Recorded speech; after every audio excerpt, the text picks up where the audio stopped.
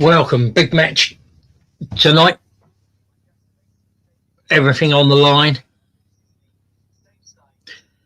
Let's get into the team lineup straight away. So it's Raya, it's Mosquera, Saliba, Gabriel, and Calafiori. It's then Royce, Weza, Odegaard, Saka, Havertz, Trossard, Stobbs, Kepa, Nkape, Jesus, Martinelli, Gyökeres, Madueke, Zubimendi, and Lewis Skelly. Are we happy with that lineup? Is that you happy with there? Evening, Hente, here we go again. Nice to see thousands and thousands of Arsenal supporters welcoming your team to Emirates. Evening, Des, Richard, Hente, and Shima, Brian, Mr. Tom, Jackie and Brian from Barbados, my other friends from worldwide and the Emirates. I will not be going tonight due to overnight illness. Sorry to hear that, Emerson. I was I'm very sorry that you were ill last night. Hope you get better soon. The stepson had one yesterday, like a 24-hour bug.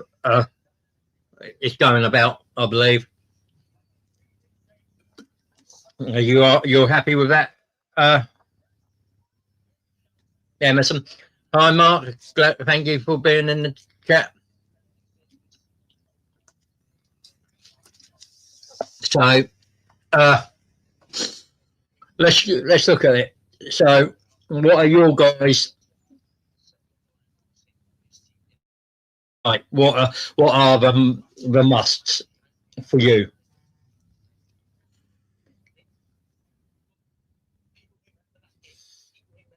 Emerson says hi, Mark.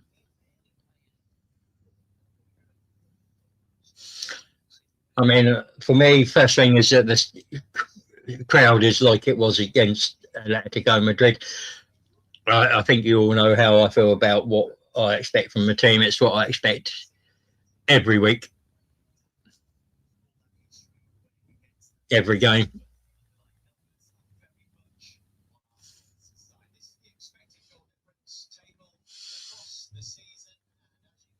I mean, this should be a win. All the stats suggest it's an Arsenal win. 15 wins in the last 20 games, 4 draws, 1 loss.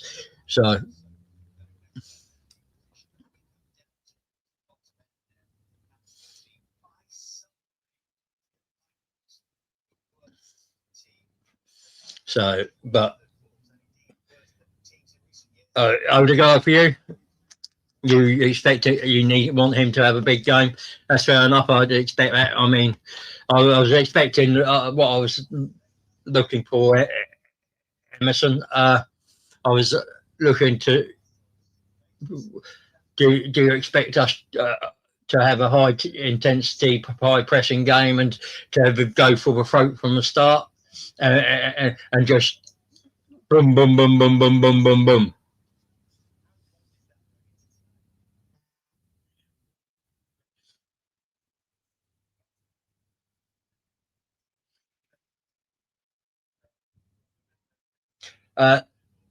As far as I'm concerned at the moment, Mark, no.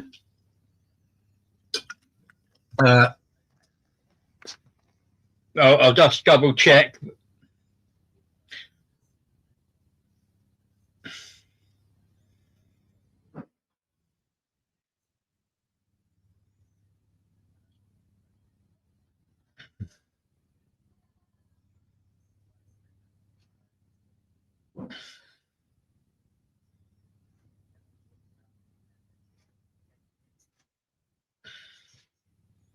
So, but otherwise it was, and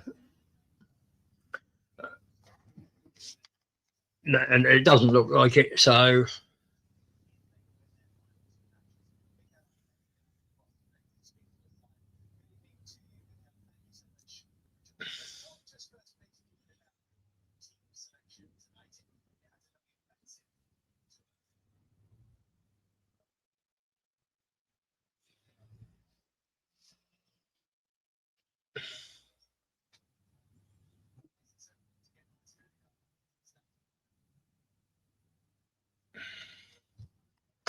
Yes, I'm all on my lonesome. Des is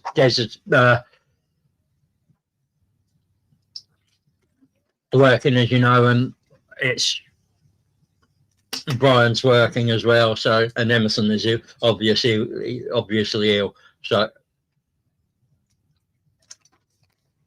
we'll try.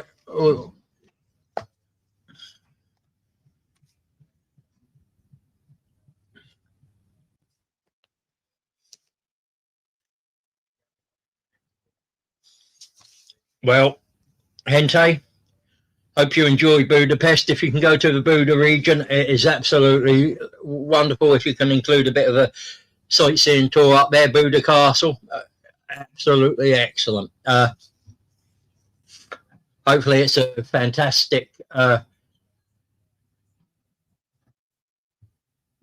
evening in Budapest for you. Hente, are you actually at the because if you are, I will be there. So I will make a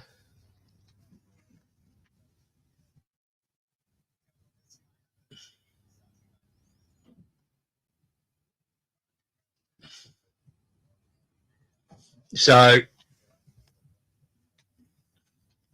it'll be a shame not to have you on, but I hope you enjoy your time. And if it is the parade, if that's on, I'll definitely meet up. Well, I'll be meet up with everyone that's at the parade, but I will be going on the 31st.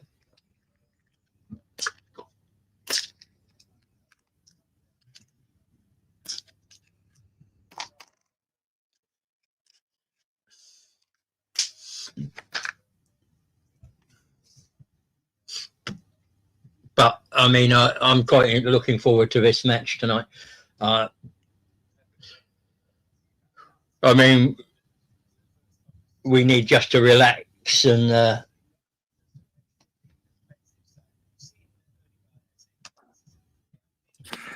thank you, Mark, for jumping on. I appreciate it, mate. No worries. Could you hear me okay, bro? I'm on my phone rather than my laptop. Yeah, I can hear you perfectly, mate. Yeah, I'll stay on with you just before kick-off, mate, if that's all right. Yeah, that's fine.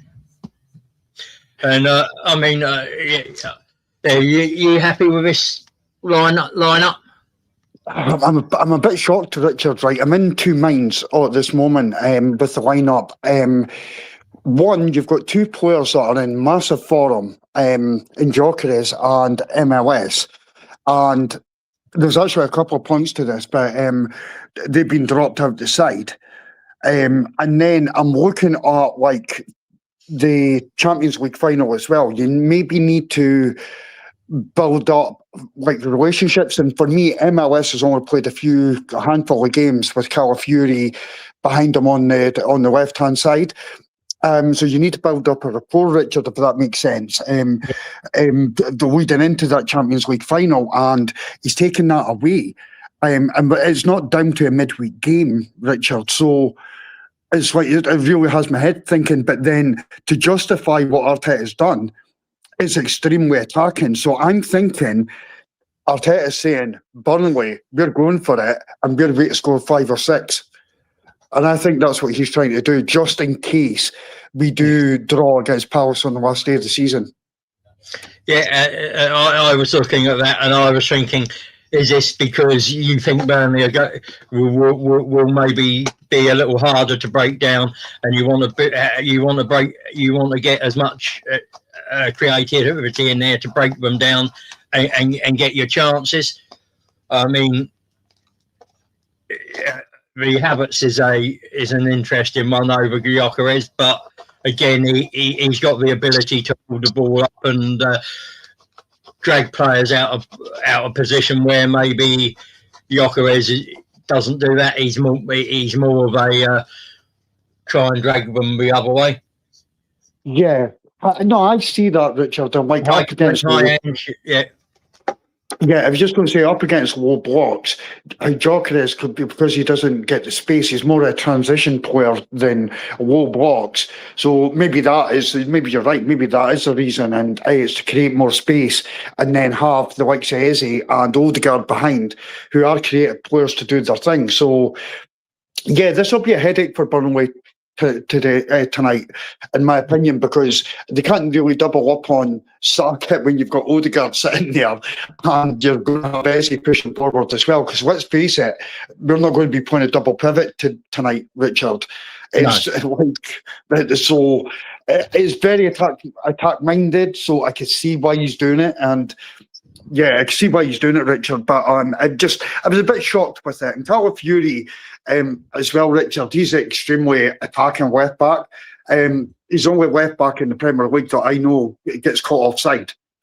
He's like he turns into a centre forward at times. So yeah, it's very attack minded, and yeah, then fair play to Arteta for doing it, and let's hope it works, Richard. And we'll come away with a high scoring game and build that goal difference up going into the final game of the season and really put pressure on Man City tomorrow. And that is the main thing. Put down that gauntlet. City, if you don't win, we win the Premier League. Yeah, I mean that's the thing, isn't it? It doesn't matter how many we score tonight. It's just get the 3 points on the board first. And make City have to play, and I think we're pretty much quite fortunate that Bournemouth could finish as high as, if they win tomorrow, they have a possibility of finishing fifth, sixth. Yeah, absolutely. Yeah, and this is why I said on Wednesday when Villa play Freiburg, I'd like Freiburg to win, because it means Villa on the last day have to play to maintain their Champions League spot. Yeah. But do they not play? But the thing is, they play Freiburg on after the last game of the season, mate. No, they play Freiburg Wednesday.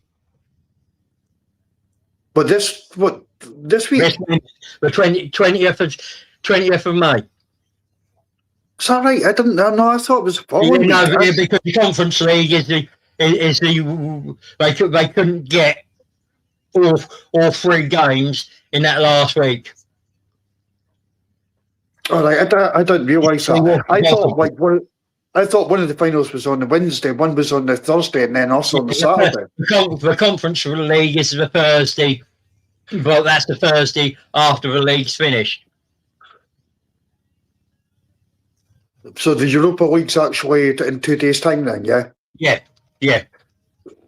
Right, okay. Well, I'll be wishing for that as well. I didn't realise that. I thought it was the following week. Yeah, neither did I, but I actually looked it up today on the train on the way home from the holiday, so. Right, okay. Well, that makes sense. I'll be wishing for the same as well. So Villa actually do have something to play for on that final game of the season. Thank you, Ange.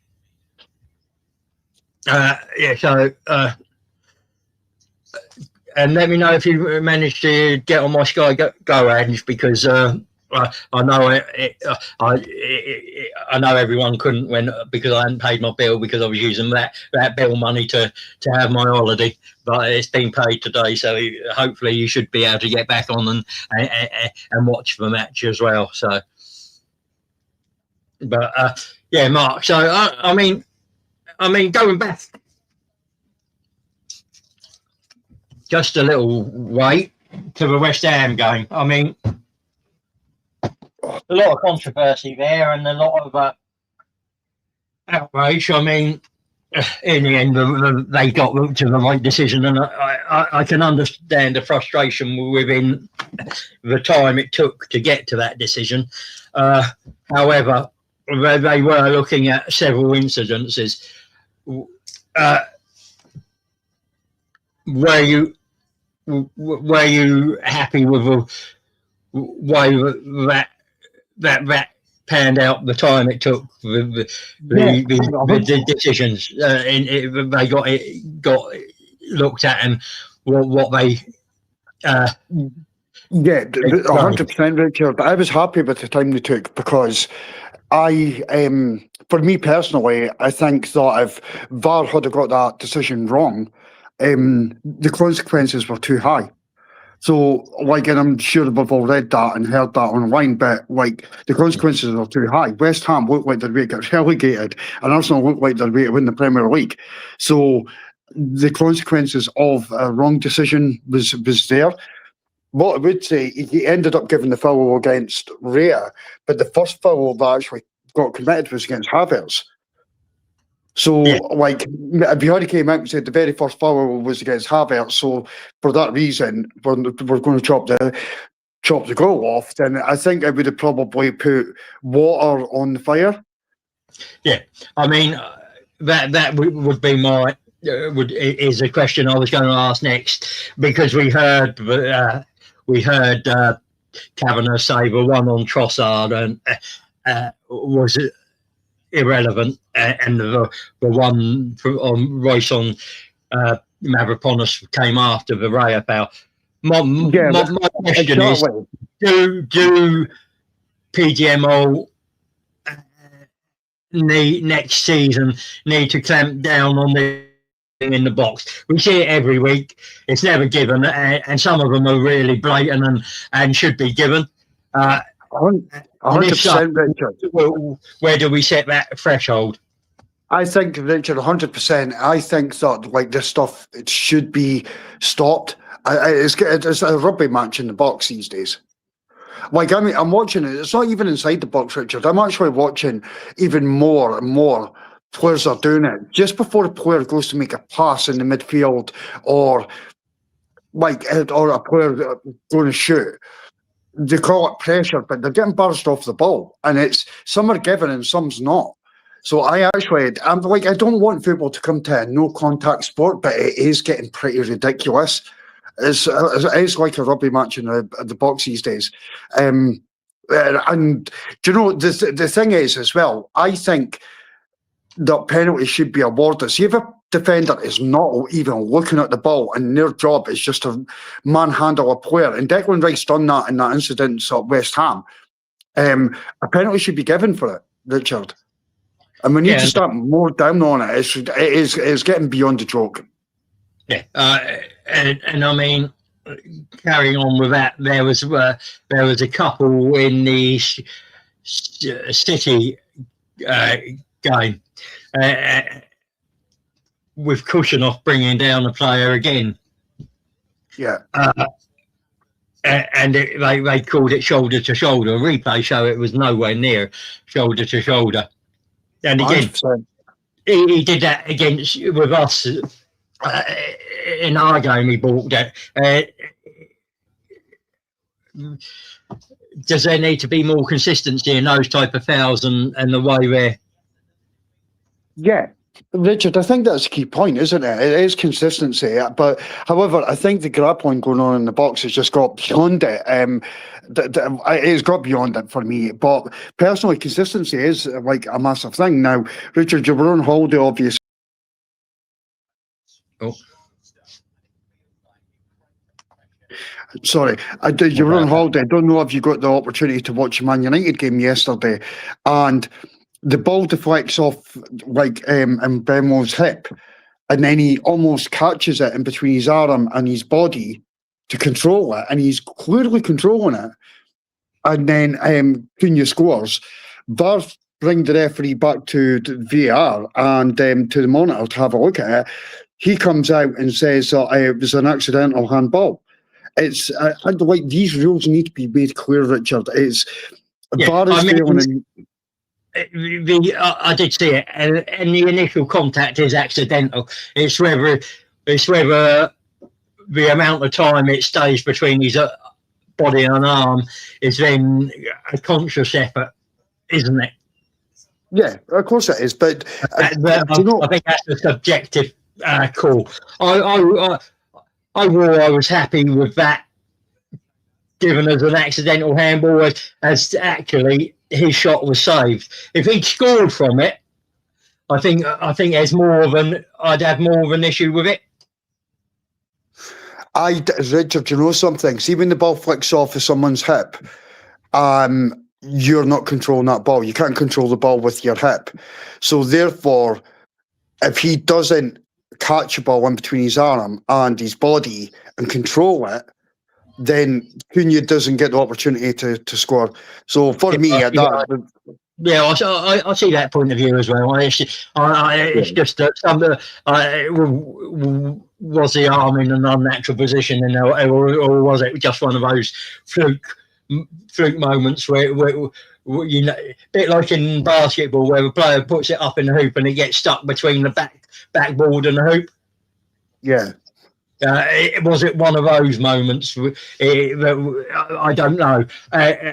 No, I felt at the time when I watched it, I'd have given him the benefit of the doubt and say it's just one of those moments that couldn't be helped and was all accidental. But again,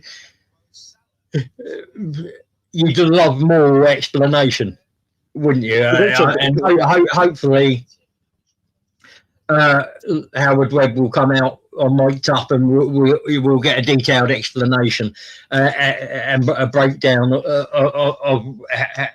of that decision in total. Yeah. I mean, it's very difficult for a ref on the field at the moment to spot things, and that's why VAR's there to help them out. But you'd like it to flow a lot more and be a lot more transparent.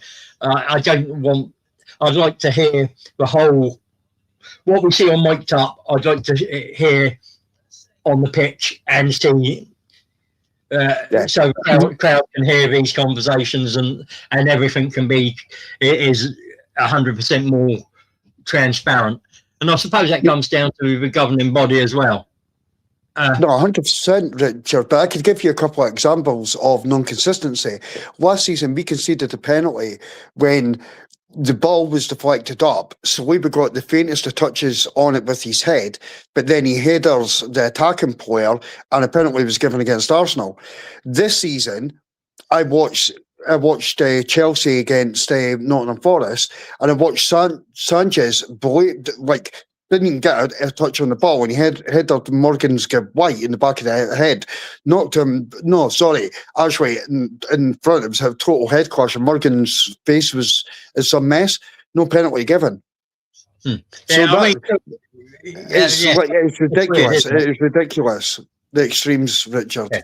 I mean, you're talking about penalties and that. I mean, we were in for a record tonight, but it's quite weird that we won't have conceded. If we don't concede tonight, we will go on the whole season at home without conceding a penalty or having a player sent off. Wow. Yeah. And no team has ever done that. Liverpool were the closest a couple of seasons ago, but they got a player sent off in in like the second or third to last game. Oh, you've not gave us a kiss of death, Richard. No, yeah, I'm hoping so too. But it's one of those weird records that. We got a new OSA top 5W. Love you too. The impact of Modu and let's have a look. Because I can't see the impact of Modu, and I have a good night out. Thank you, and I hope you have a good evening and enjoy it yourself. Trophies galore, and we got another one. And relying on you guys for commentary as I can't watch a game. Sorry about that, and I don't know what's happening. Nothing's changed other than the things. So.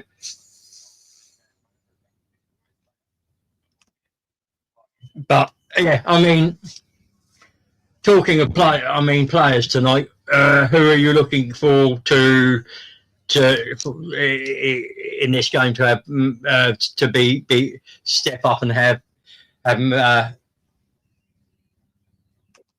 sorry about that. What I was saying, Mark, was out of the players on the pitch tonight do start, who needs to have a top performance, and who do you need to come off the bench and make a mark?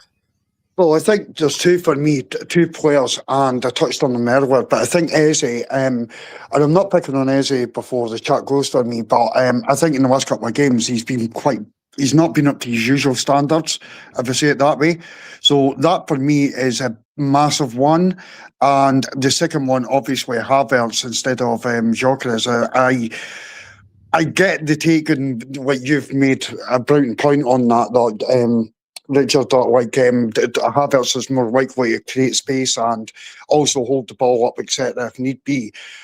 So, yeah, they two are the two players. Coming off the bench, it would definitely be Miles and also Gyökeres for the two players. Yeah. And did you, keeping with sort of the team, did you see the Iker Casillas' comments about the Spanish coach should be sacked because he chooses Unai Simon over Raya, and he can't understand why when Raya's the form keeper in the world? No, I didn't see that, but yeah. Do you know what, David Raya, I've been watching a lot on him, and there's an argument, and it could be recency bias comes into it, because people do tend to forget what happens in the first part of the season, etc. But at the moment, you're getting player of the season. I'm not even talking player of the year for Arsenal. I'm talking player of the season across the Premier League. David Raya should be in that conversation, and quite rightly so, Richard. Third year in a row of having the Golden Glove.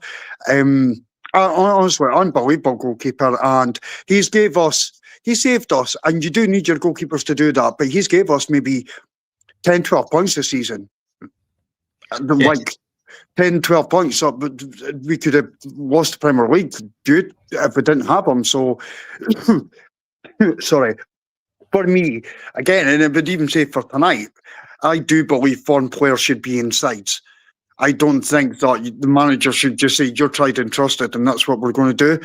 Foreign players should be in the side, for me. So, that's fair enough. Also, this season he's equalled Schmeichel in the number of clean sheets in 18, and if he gets another 2, he will be clear of that record. That's crazy. Yeah, I think it was, I can't remember the season that Schmeichel got 18 in a. I'll double check it for you now while I'm here. I'll be quite quick. Yeah, Schmeichel was a top goalkeeper, but however, he's like some of the things that he's coming out with just now, he should be sacked from punditry because he's absolutely useless. Yeah, again, is that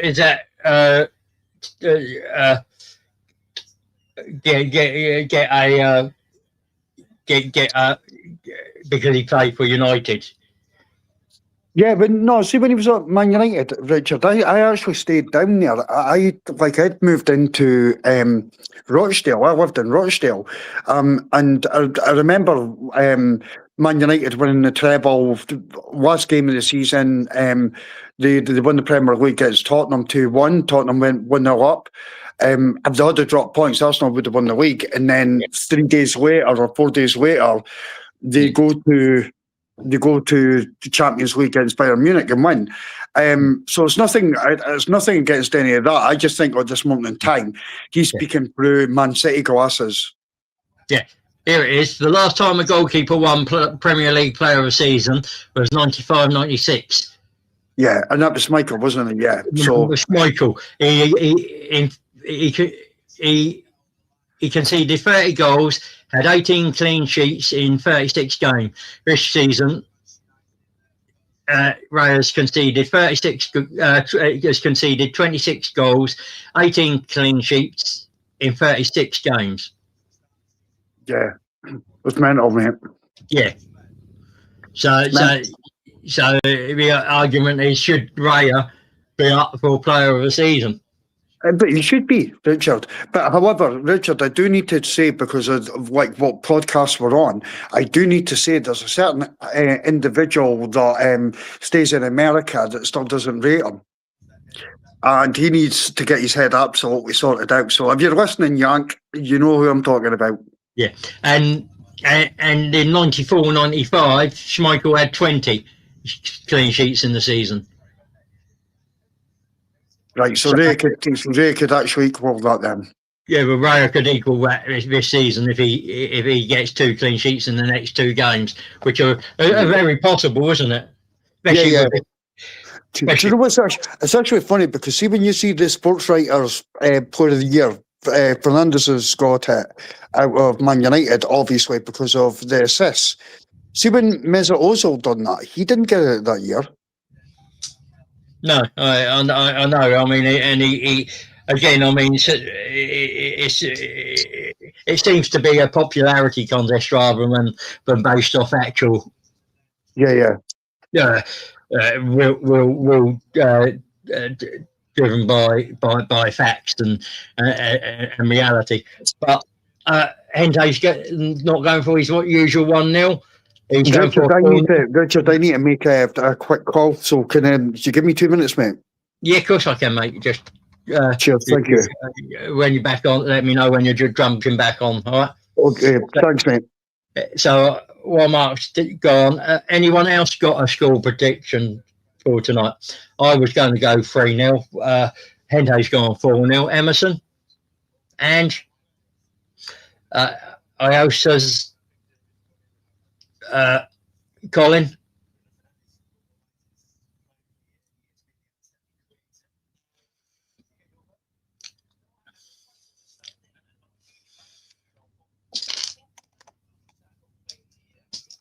So I mean, Carragher's just talking about Player of the Year. Who would be your Player of the Year in chat?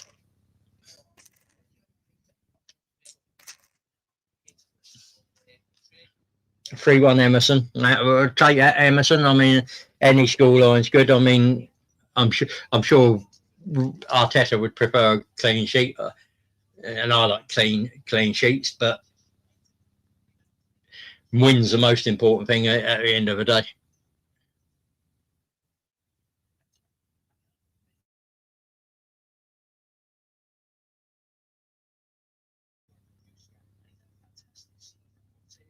So I mean,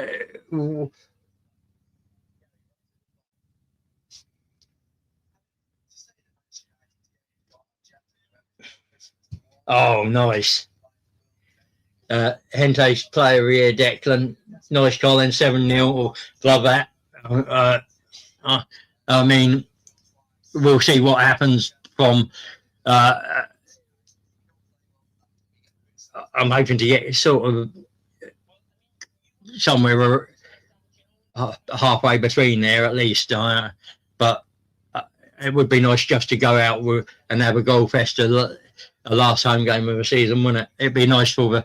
And I mean, the club have said tonight that they're going to do the lap of honour and everything quite quickly after the match, because they realised fans have got to get home, and so what is your thoughts on this? I mean, this is down to Sky moving it to Monday Night Football. Is this fair on match paying fans, especially those away fans who come down from Burnley and use trains and public transport? That's fair enough, Ange. I mean, he is informed, but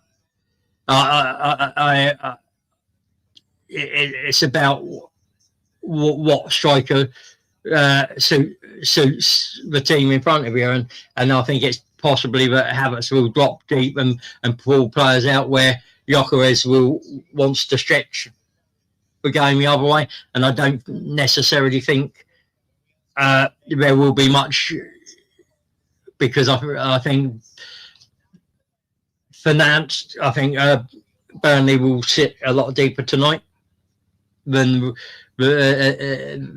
so low blockers we always expect. So it'll be quite interesting. But it doesn't matter who's up front, they have to do the job. Assist or score. Be involved. So it's, I mean, that's quite an interesting team of the year from that they put up on Sky Sports. There's a few others I'd have, but I mean, there's quite a few Arsenal players in that, weren't there? So, but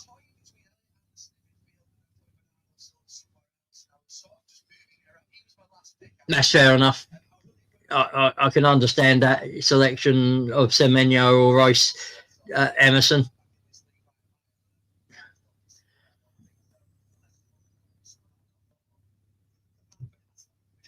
But I mean, I'm going into I think Rice would be my player of the season, but especially if he wins we win the league. No, if it's playing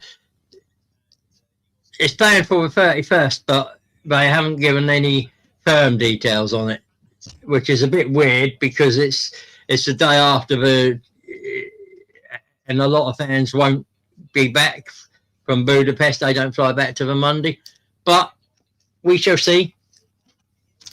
And I would be very surprised if they don't.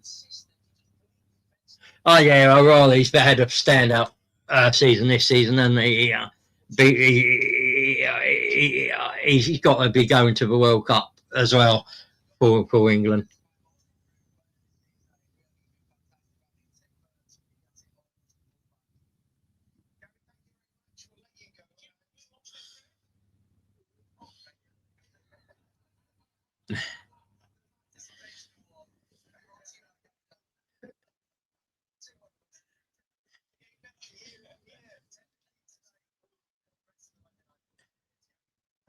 So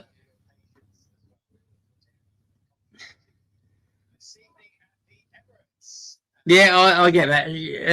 I just think it's because Havertz will pull the Burnley centre backs about, and I think that's why he's gone for him. I'd like to see Gyökeres start, but I think it's horses for courses, and I think that's what he's done. He thinks Havertz will suit the style of game we want to play tonight, and the team we're playing tonight, rather than Gyökeres has done anything wrong.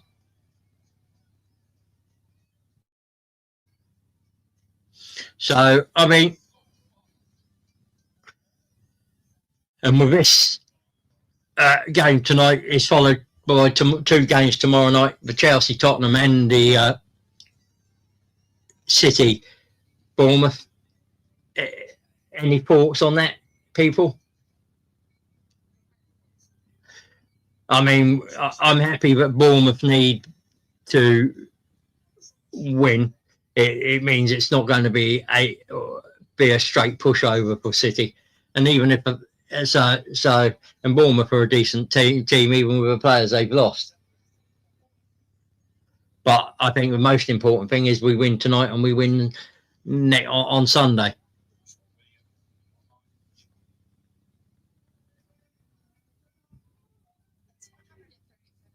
Oh, I think I've just had a.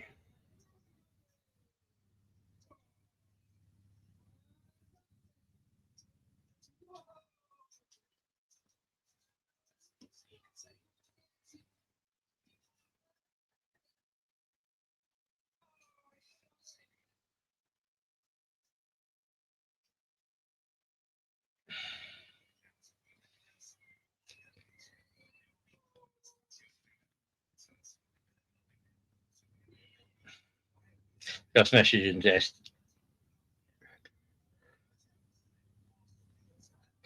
Mark said he'll jump back on that half time. He's got that phone call taken.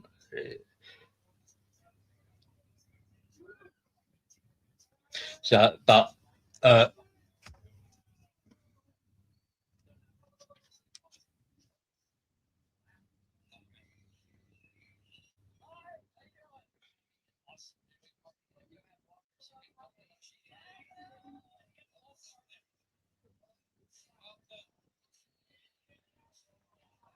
But fair enough. Emerson he's saying Richard, the players will have chartered flight from Budapest to head back to Stansted, and they will stay at Sopwell House and St Albans.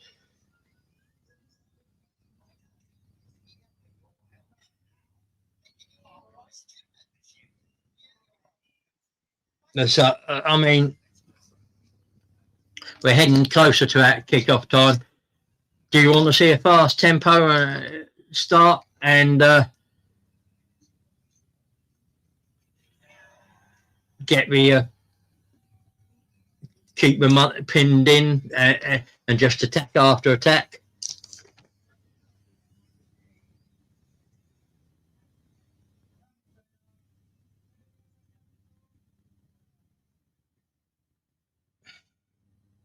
Just getting my daughter to bring me a drink down.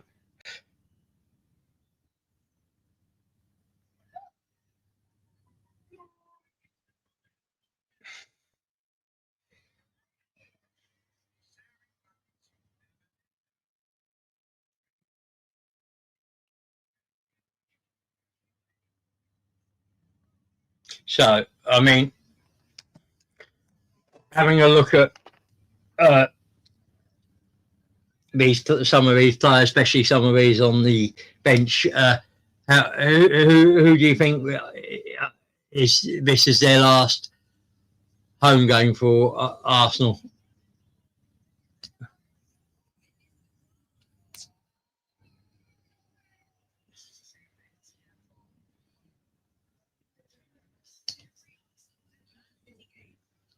Or at least being in an Arsenal shirt if they don't get on the pitch.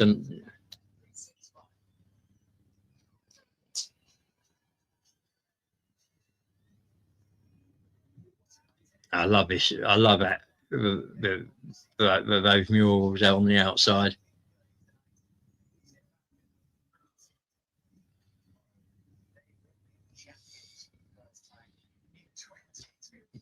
Oh, I like that.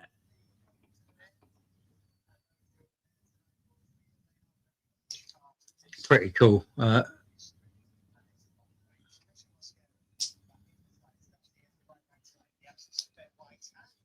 you think Mascara right back will hinder our attacking threat down that right side?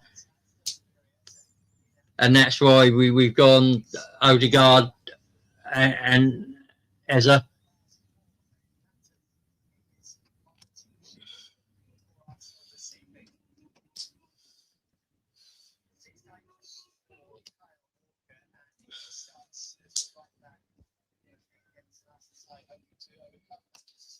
Zubimendi. You think he'll never play for Arsenal again, Colin? Interesting.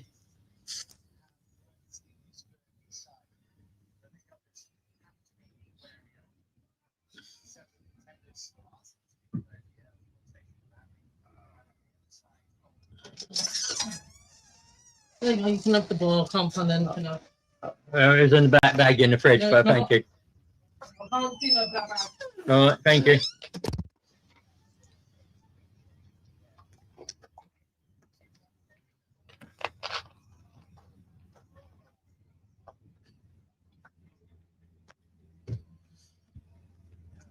Thank you, Emerson. He says the number 17 for Burnley will cause problems.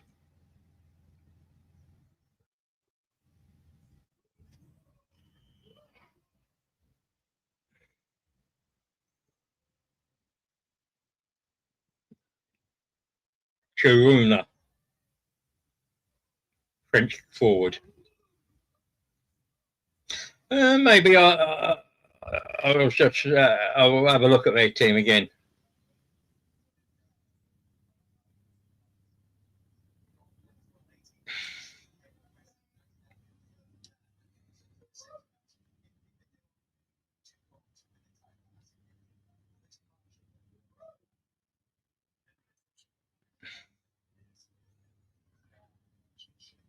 I'm just having a look at the.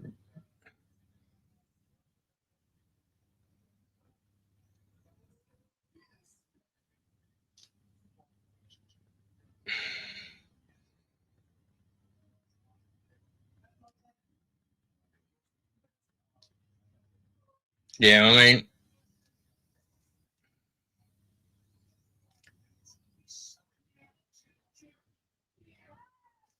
yeah, I'll be interested to see what happens. I mean, it's quite an interesting Burnley selection and team, but we'll see. I expect.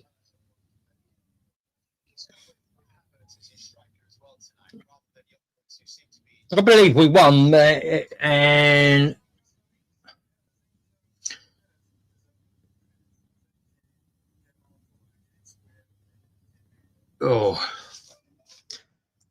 I believe. I'll let you know.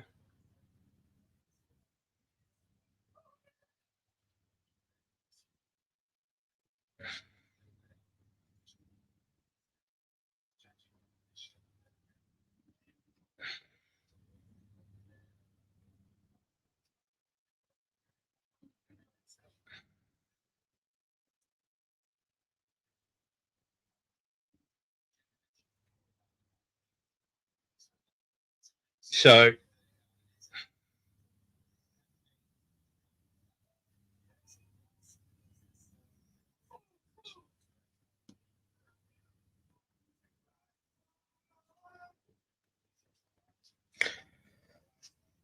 it was. There was four. They've only started a few times together. Forest 3-0 home win. West Ham 2-0 home win.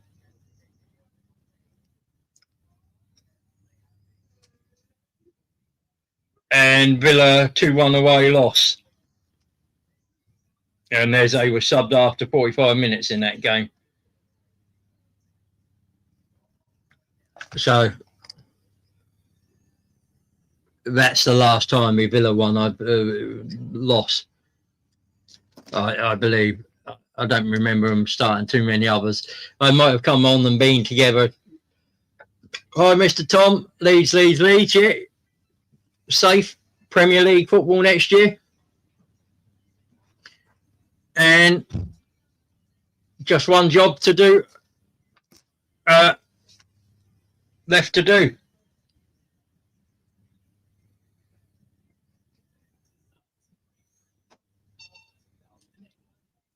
And that's Sunday. You've got to relegate West Ham.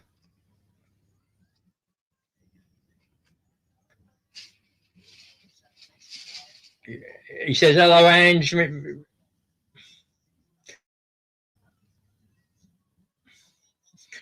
I mean, it's not a bad place, 14th, is it? 47 points. You're close to a top half finish and well clear of the relegation places. So hopefully you'll relegate West Ham on Sunday.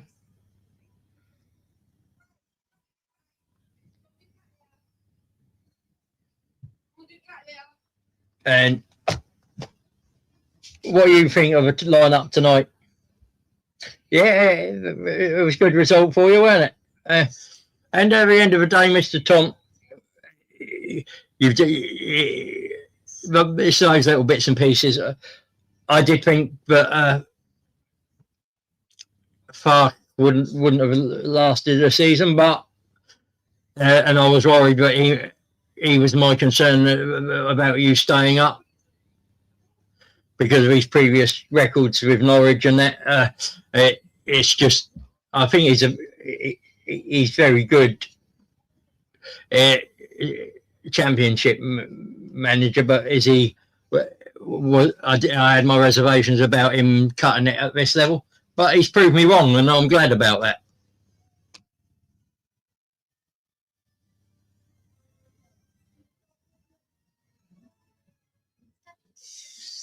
Yeah,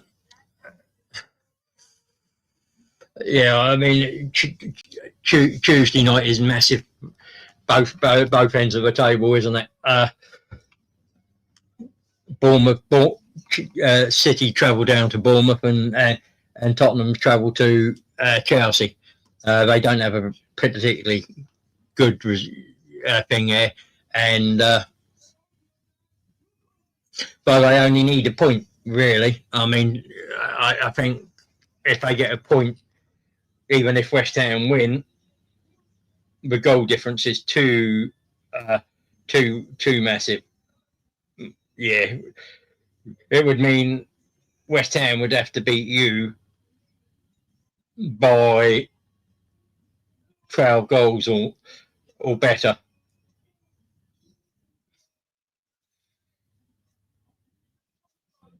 Yeah, and I don't see that happening. so a draw tomorrow night would suit Tottenham down to a ground, but if they go for a draw, they could end up losing it.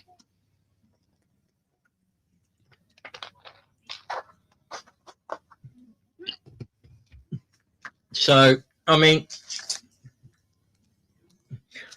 what are your hopes from next season, Mr. Tom?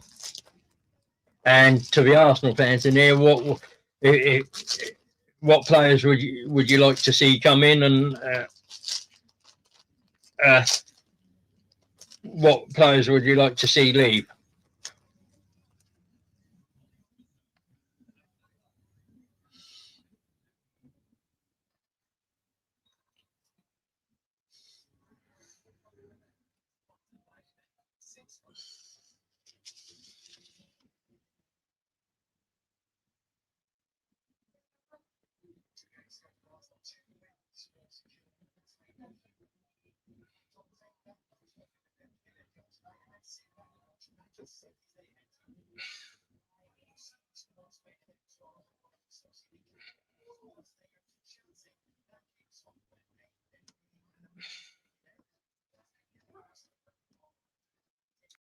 Oh, yeah, that'd be quite.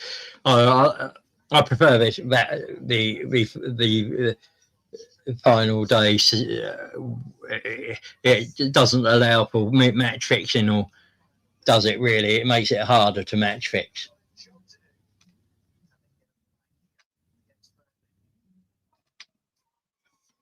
Yeah, I mean, but I have no love lost for Spurs. I I wouldn't want to miss the North London derby in the league. It's that's the thing. It's a local derby. It's a derby. And that thing. And my other thing is, to be honest, it's lawless. I hate. Look, the guy's got one of those faces. only a mother would love, but that's why I'd like to see West Ham go down over Tottenham. But I wouldn't lose any sleep if it was Tottenham that went down. But as I said, for me, if you had said it one or the other, I'd have to go for West Ham because I like the North London derby. I've got a sister-in-law who's a Spurs fan. How can I go to a Sunday dinner when there's no, if there's no North London derby? What's my excuse for going entering her house in an Arsenal top and winding her up?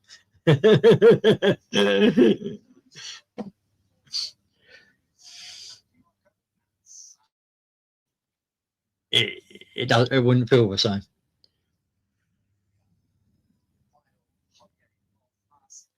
Getting there. Oh, that sounds. The stadium sounds electric, and you're not even in there yet. I've got the sound on, but you ain't actually. I mean, so I'm expecting it to be electric all night, and I'm hoping that will help drive this team forward and for a quick start.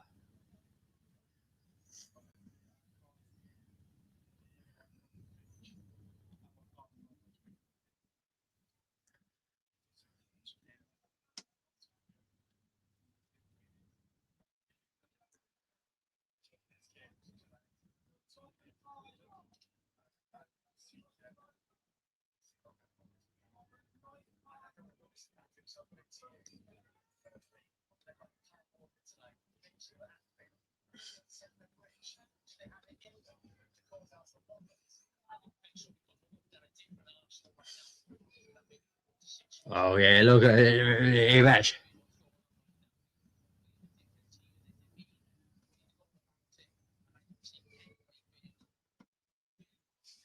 big. They're coming out onto the pitch, lining up. What I want to see from the crowd is what we saw against Atletico Madrid from it, and I'm hoping that we'll do that. I mean, the team has to do their part. Pace, power, precision.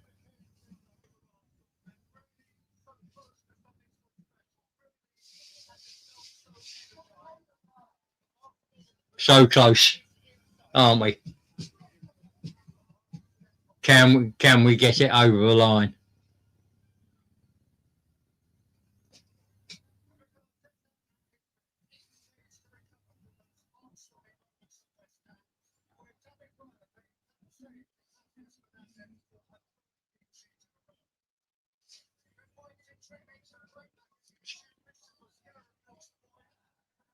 But I mean, I'm also just glad to be in this position to be able to be so many teams that never get to be in this position. But I would love to see us lift at least one more league title in my lifetime. I've seen a few, but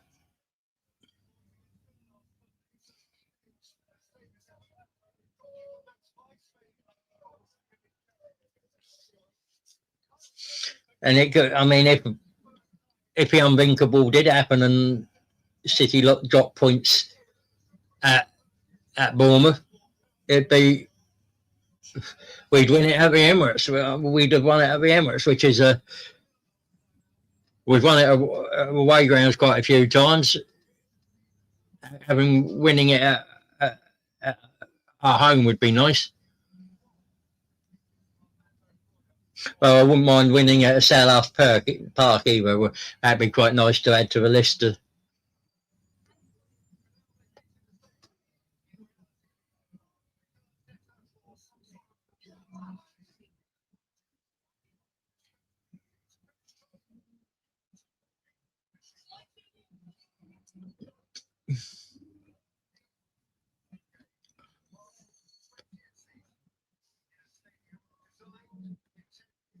Here comes the song.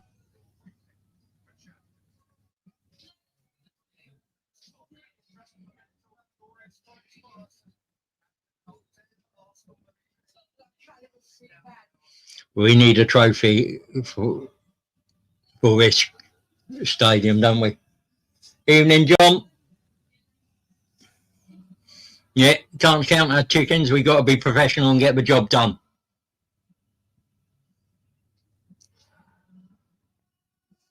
Well, that banner says it all. 3 games to make history. And it's right. Make yourself legends.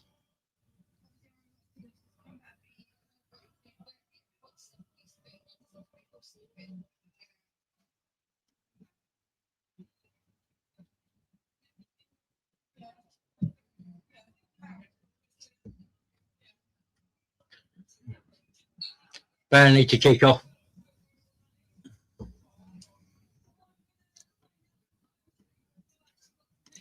Burnley kick off straight back to the keeper. Long diagonal. Gabriel gets it. Saka gets the second. Odegaard over the top. A little bit of chaotic and opening seconds, but Burnley are going to try and make it that way, aren't they? Nice by Silly, but Rice can only but not deflect it into the path of a Burnley player. Burnley coming forward.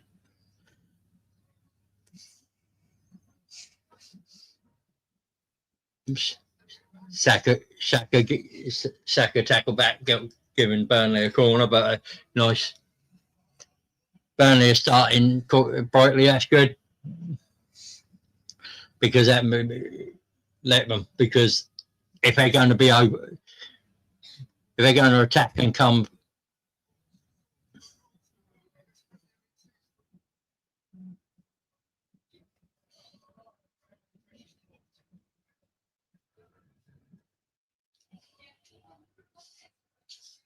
Jaden Anthony with a corner kick. Short, but Havertz was alive to it. And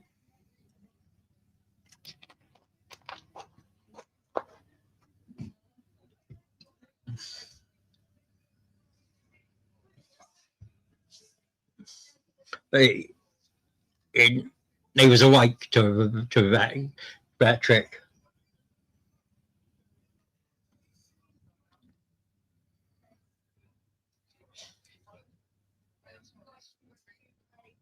Yeah, that's I know.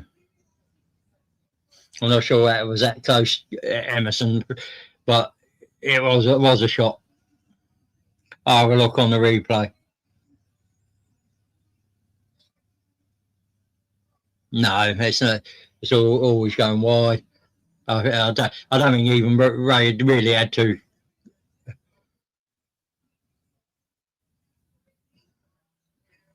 Ball long, but we just need to settle a bit. Oh, nice.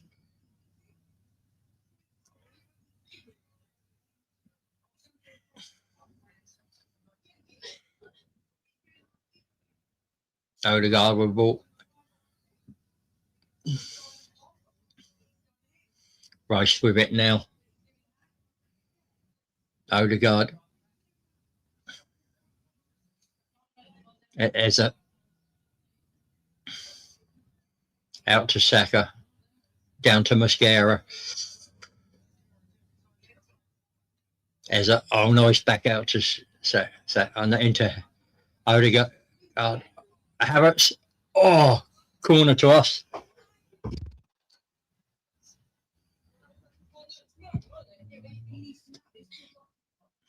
Oh no, throw into us. To Havertz. Another throw in.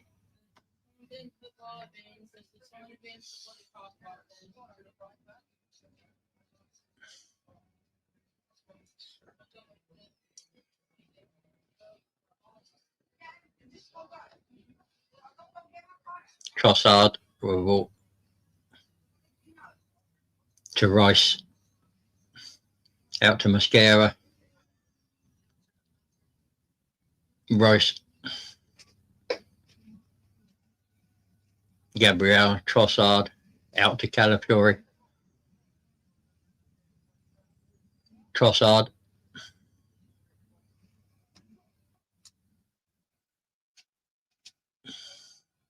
Mascara.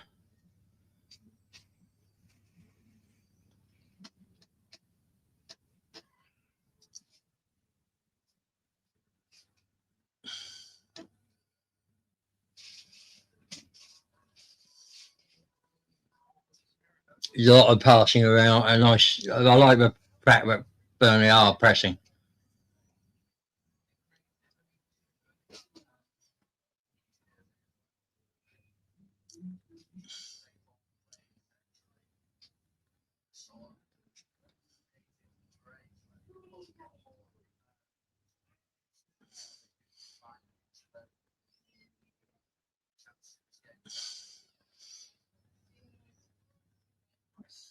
Oh, unlucky by Saka.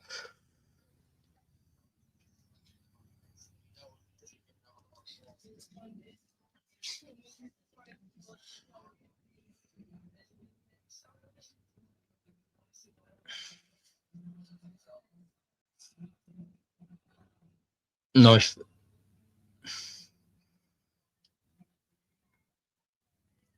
Oh, nice. Oh, good idea.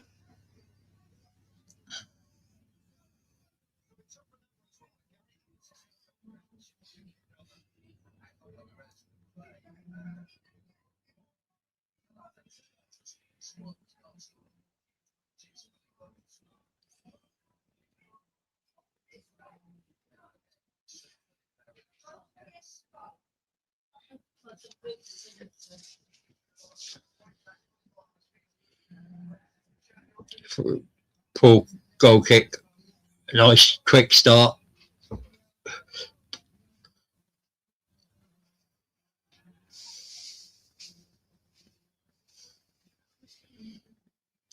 Long ball, but flip ball over to top to Burnley.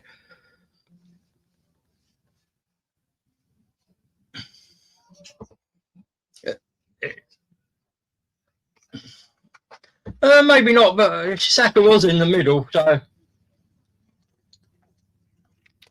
And I prefer to have Saka in the middle. He's finishing. I think he's quite good, but we'll see how that plays out, Colin. I understand the concern there, but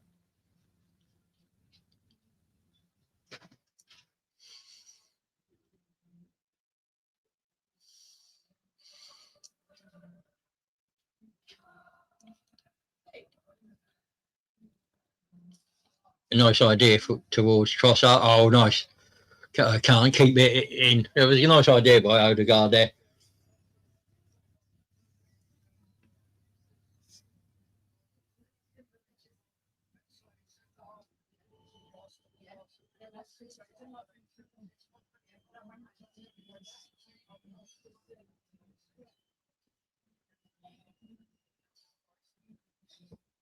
But I'm sure if Arteta isn't happy, he'll change it.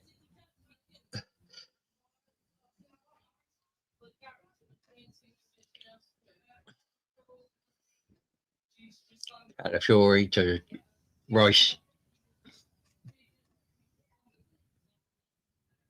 I mean, to be honest, Burnley aren't sitting that deep, are they? Oh, yeah.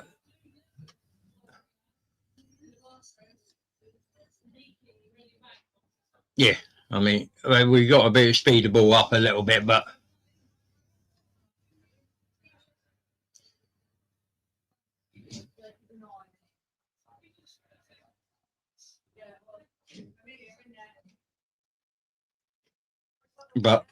we'll see if that changes.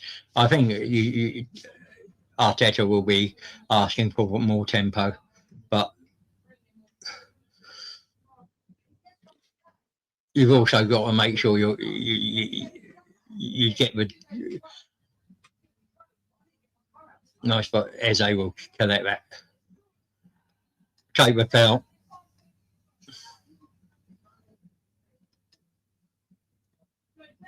A silly foul. Yeah, I'm not too worried about the pass backwards. Too many touches, yeah. As long as the face of on the ball is on the ball, that's what I'd be looking for. Colin. Ideal position.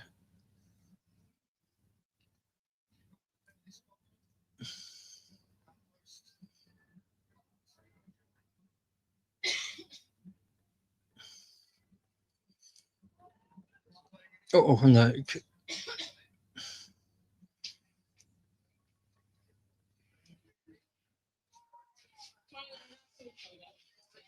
Oh, Gabriel. Oh, nearly a chance out of nothing here, but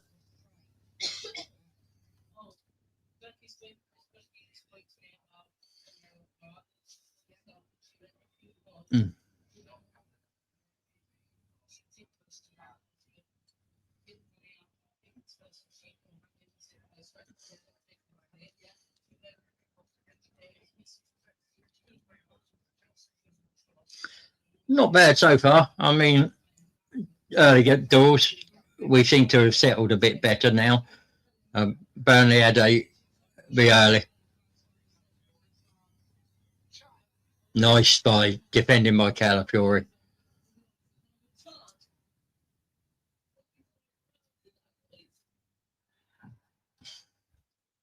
Oh, lovely by Eze. Oh.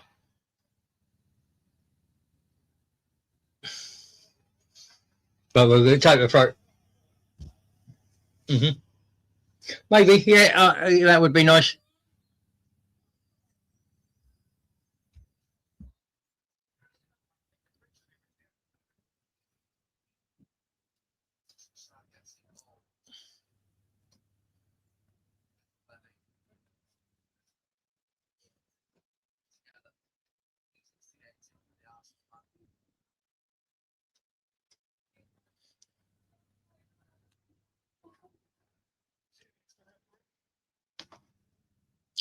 Yeah, I mean,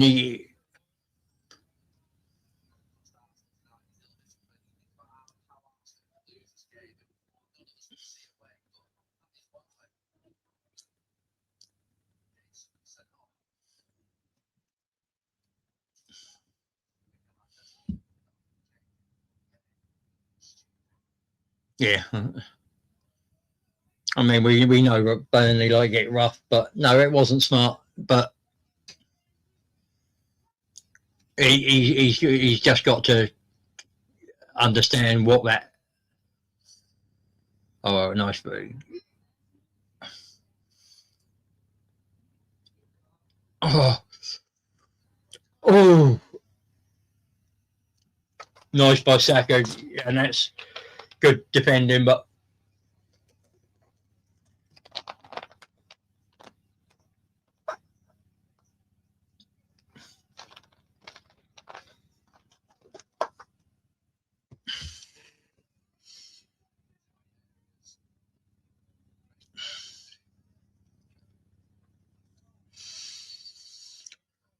corner. So listen.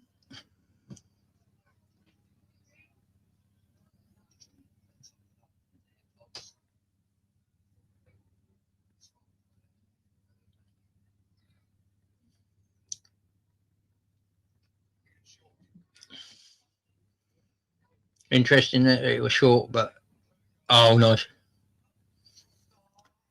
Oh, Havertz. Oh,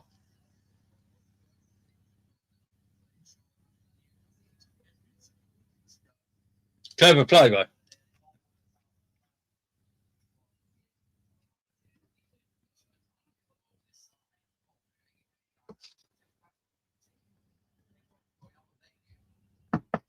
Come.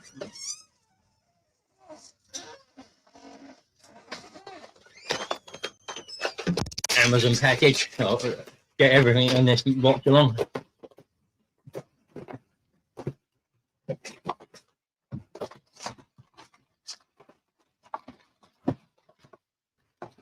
Oh, nice. Eze to Trossard. Trossard, go Trossard. Oh!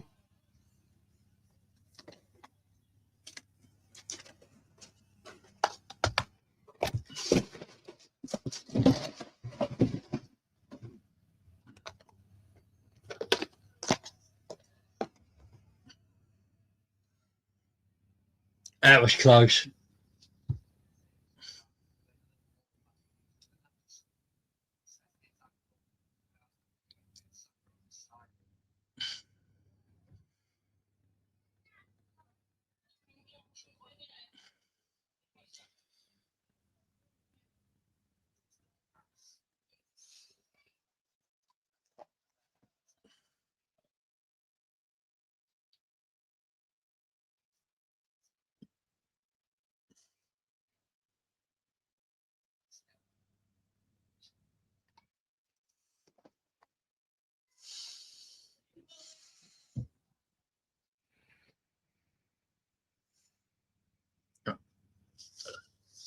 I think the last 5 minutes have been off.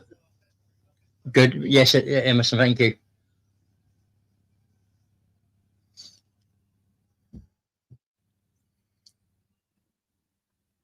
Oh, nice. Oh. Okay. Oh. Saka on his heels.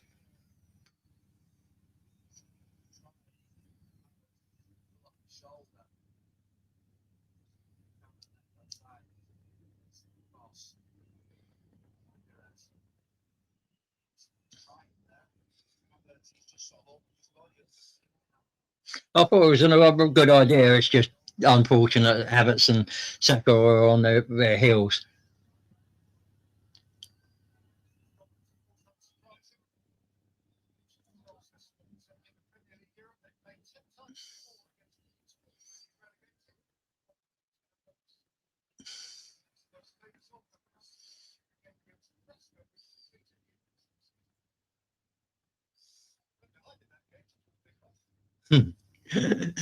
Yeah, Mr. Thomas, it's poor, isn't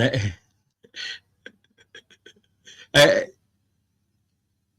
How you doing and recovery and everything? All good?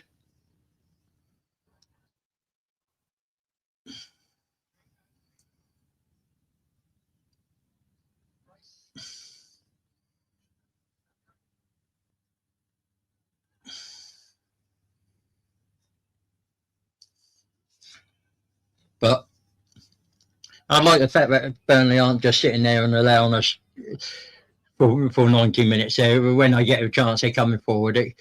It means that we have to, we can open them up occasionally. No, that's fair enough. It's getting used to the new you sort of thing, isn't it?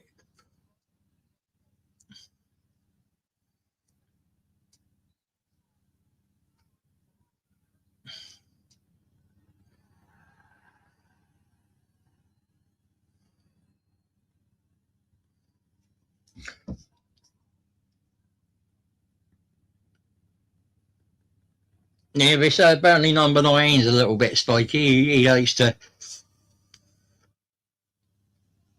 He's one of those that likes to a disruptor and a mischief maker. Sort of what I do in the game, wind up the opposition.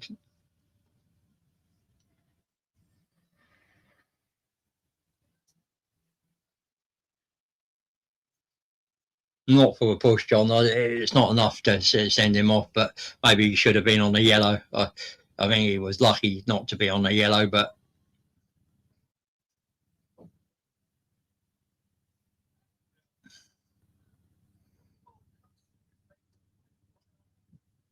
Ooh, that's a. Oh, nice by Ezra and Odegaard there. Nice by Saka. Oh, some nice play. Just that last ball at the moment.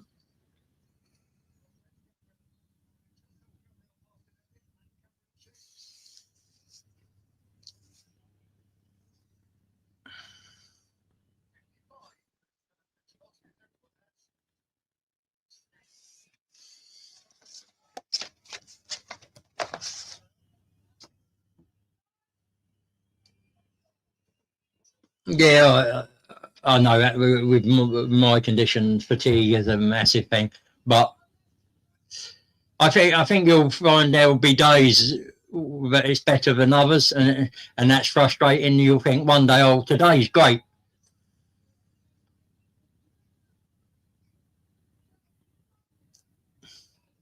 and none of others you think why is it today I'm like that and I wasn't yesterday, and that probably is the hardest thing to get your head round. It is for me even now, and I'm like 5-6 years into my journey.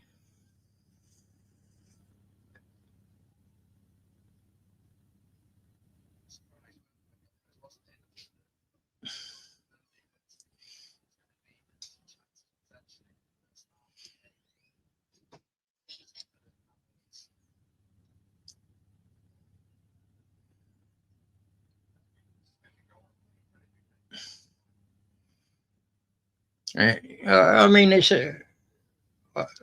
sort of nearly halfway through the first half, doing all right, and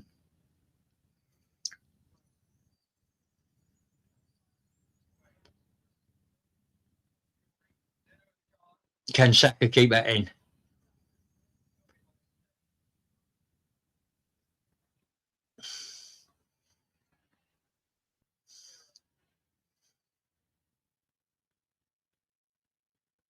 And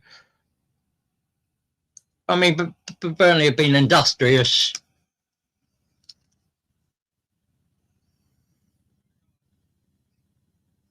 That's the thing. I mean, they've worked hard, but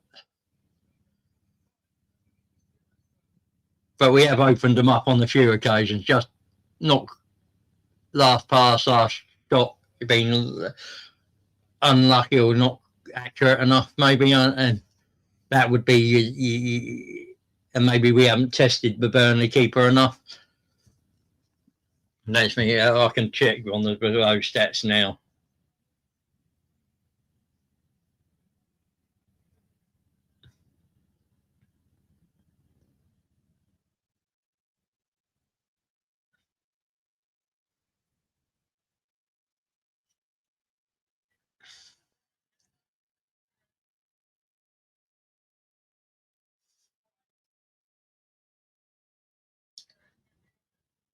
Nice.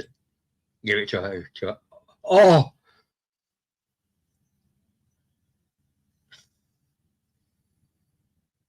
And 4 shots, I mean, none on target, maybe is the biggest problem there. You got to get a shot on target and start testing the keeper. Good idea again, Cole. Execution you can complain about, but in such a tight area, it's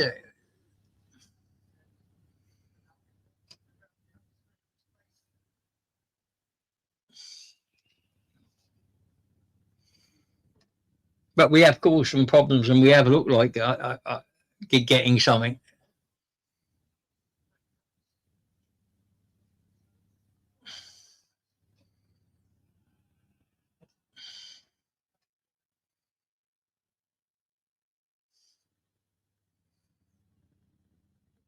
Nice boy. Oh, nice.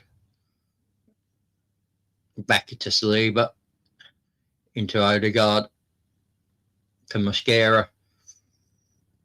To Odegaard. Oh, nice idea. But not quite me.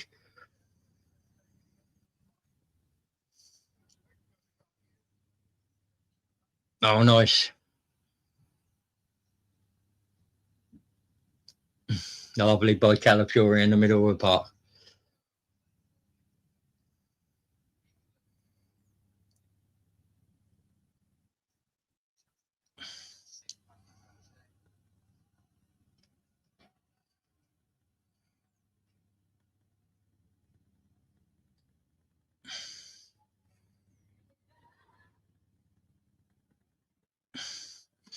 But we're pulling them about. So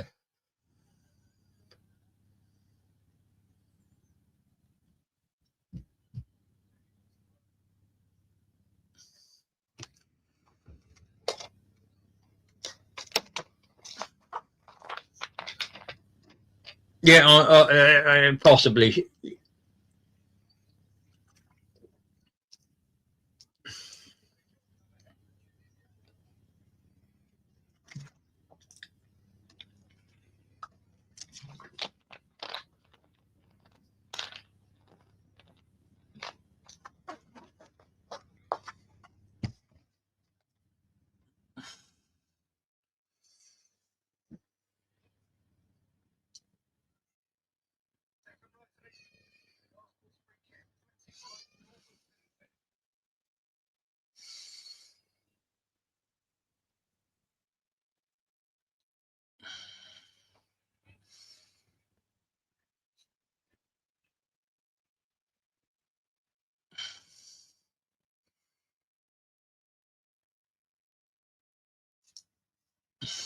That bit, I can understand some frustration.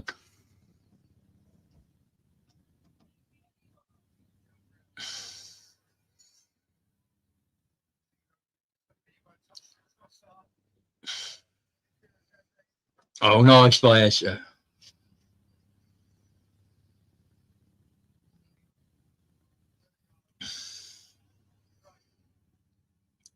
Oh,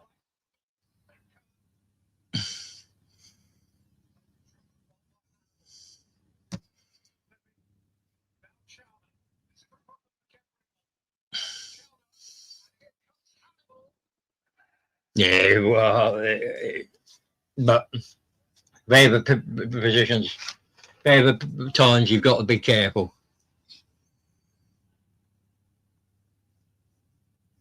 Royce just gets bypassed there.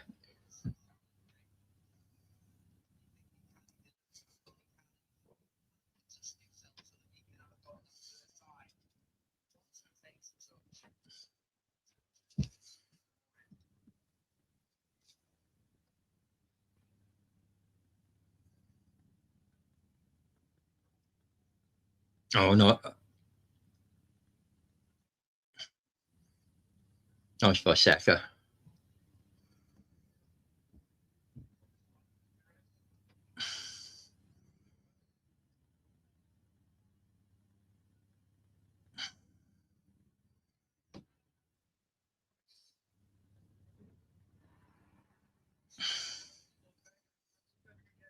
I'm just looking at that, and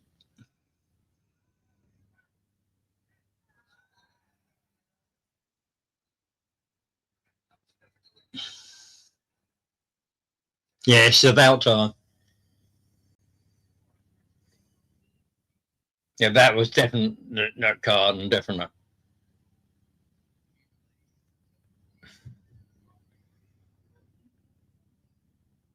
Des is down. Des is at work, John. It's my Monday. Works Mondays, unfortunately. So Mark was in early on, giving me back up because he was the only one available. So, and he'll be back on at half time while I go away. So, hopefully, but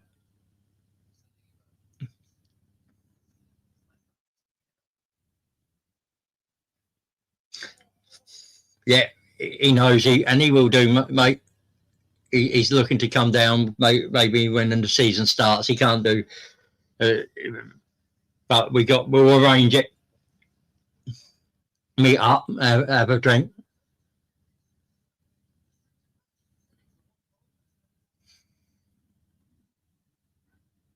Nice ball. Oh, nice ball. Can Havertz keep it in? Oh,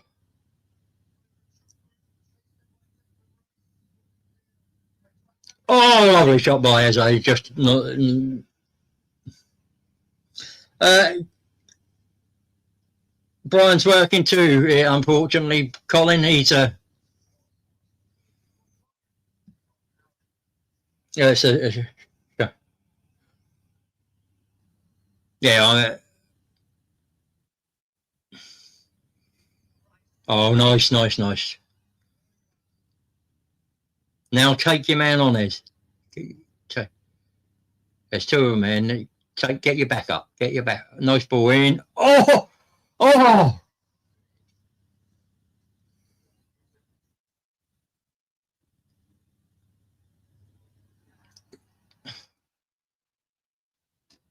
Odegaard. Oh, back to sensible.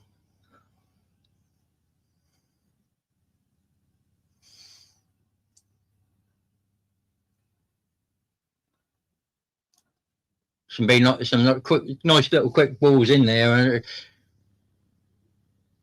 again, we're not that far from getting that opener. It's we just got to be good with it. Go Kai. Take the corner. Good idea. Did the right thing here. Drove. No one closed him down. Took the shot.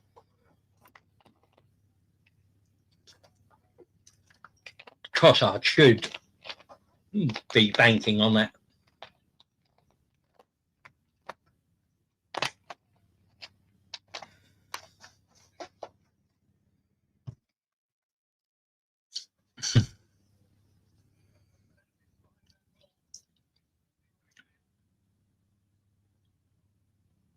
Yeah, but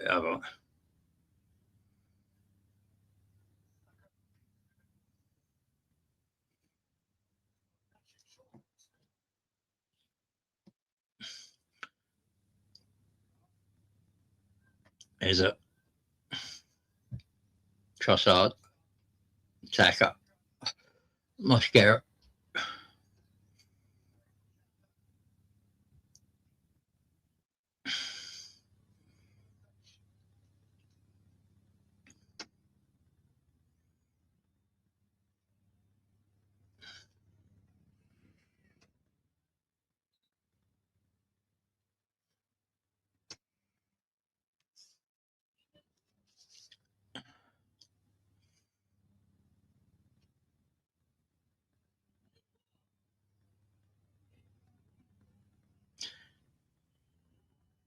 Yeah, what are you thinking so far?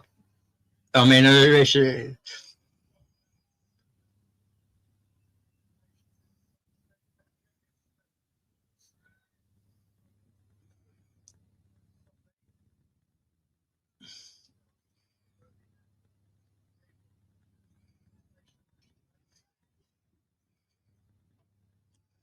yeah. So I mean, I think we.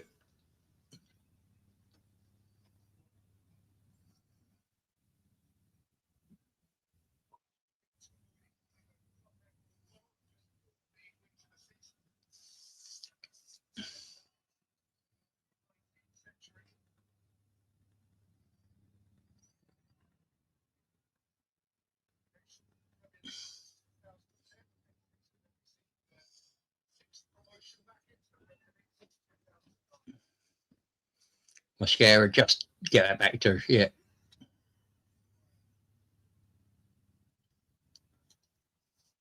A lot of attacking intent.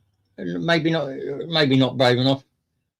I don't know if we're looking for a perfect goal, but I think with the way Burnley play so deep, you do have to be almost perfect.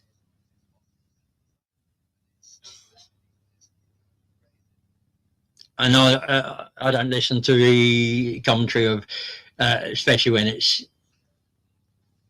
nice, oh because that wasn't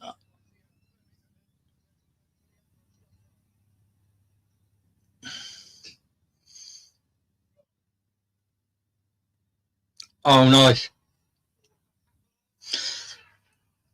penalty surely.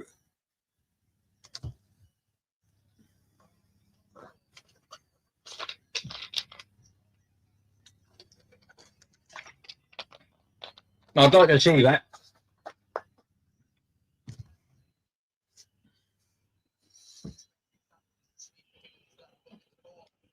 I think they will have looked at it, but I don't know. We won't know until.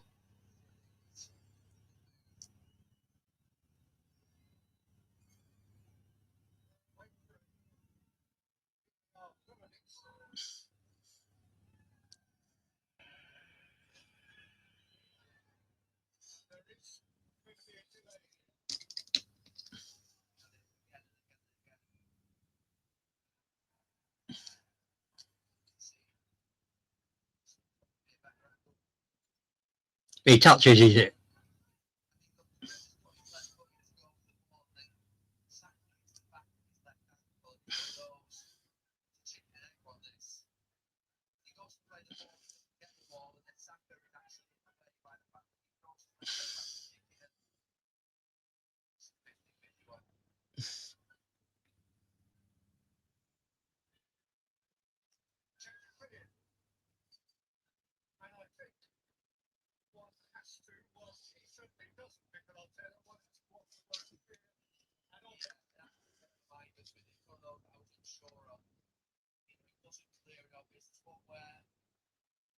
Oh, that's crap.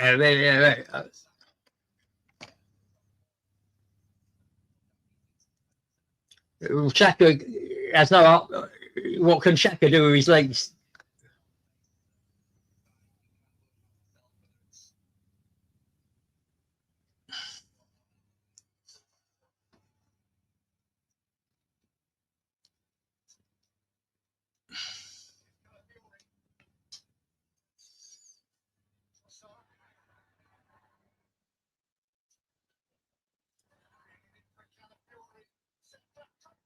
Oh, deflection. Yeah, lovely play.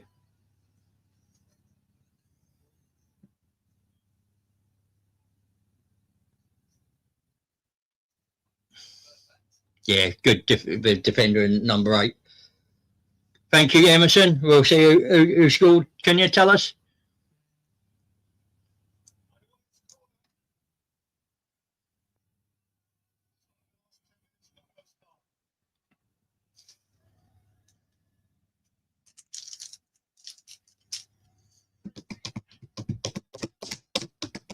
We are 1-0 up, Emerson.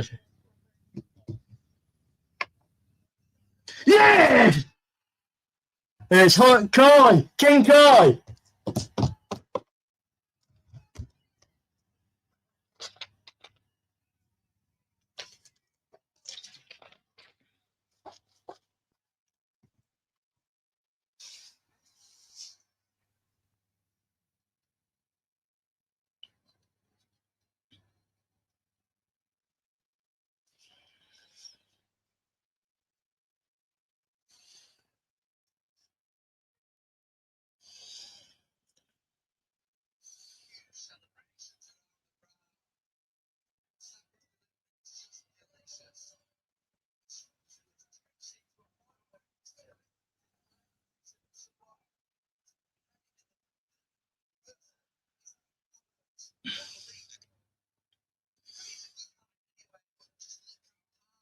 Yeah.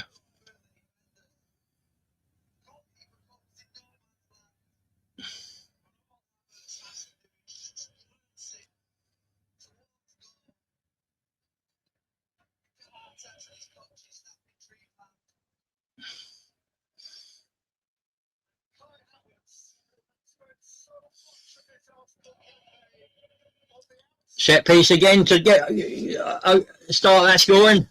What we love. Settle the nerves.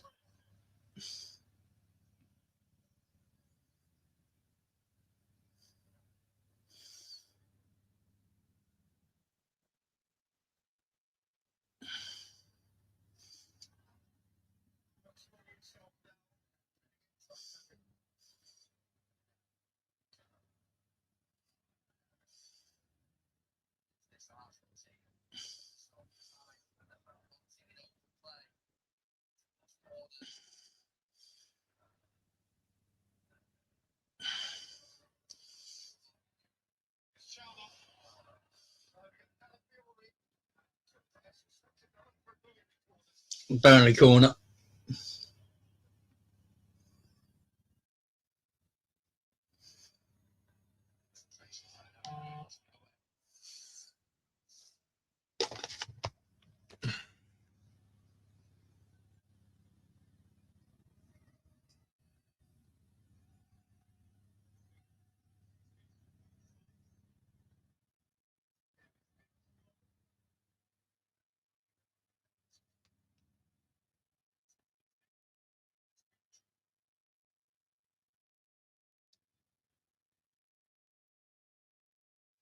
So I mean,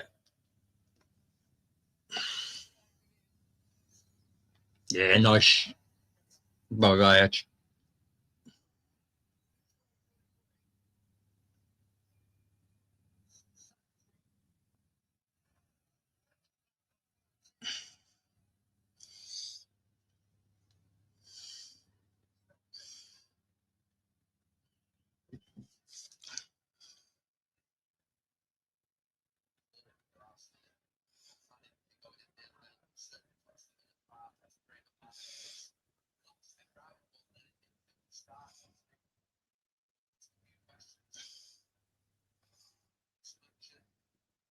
Yeah, I mean, we'll have a look at the stats again on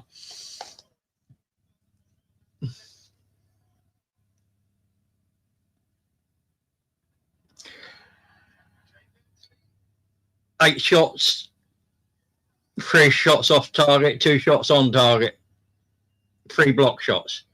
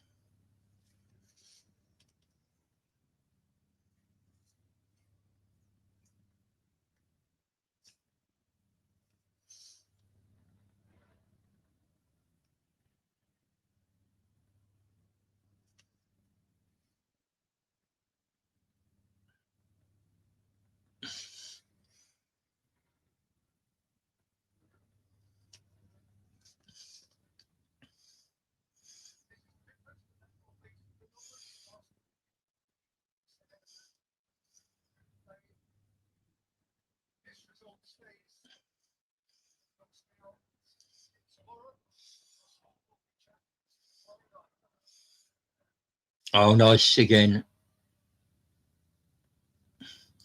And oh, lovely.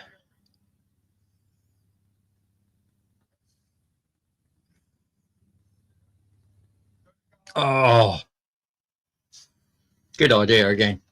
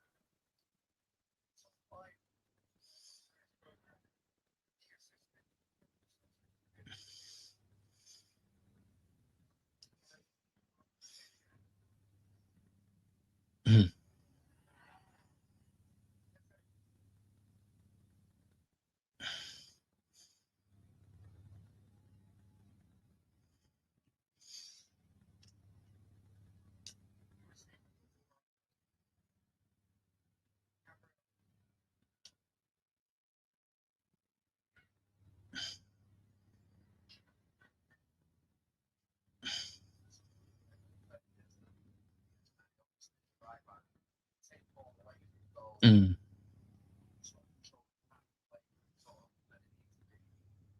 Oh, nice. Oh, so close. Oh,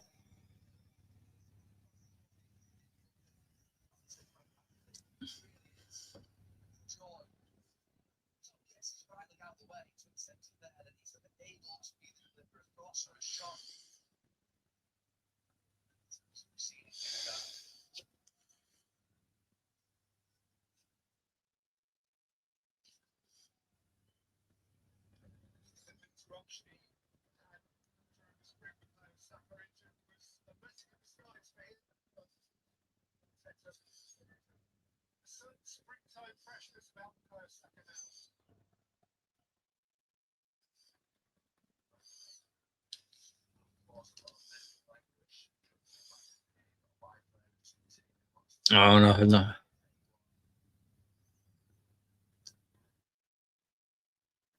Oh, lovely.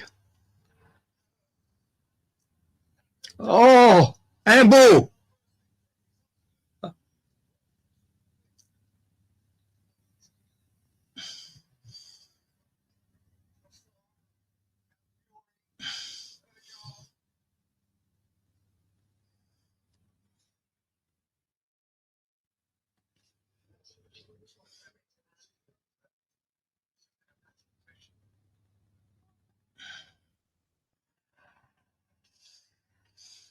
Yeah, 2 minutes added.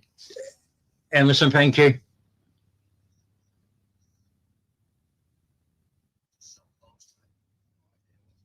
No, I was too close, but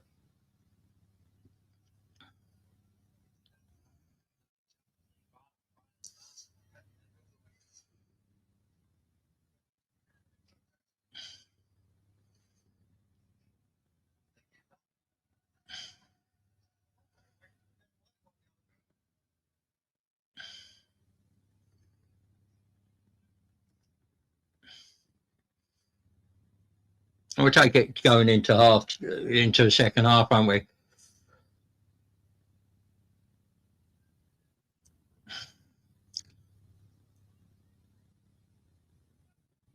Nice.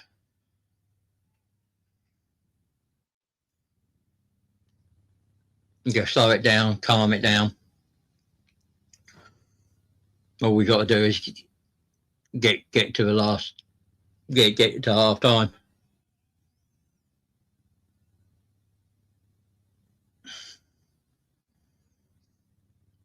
I think we're going to break, toilet break, lunch break, drink break.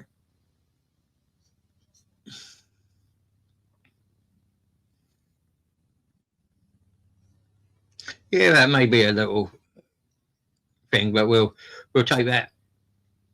We'll take a one that.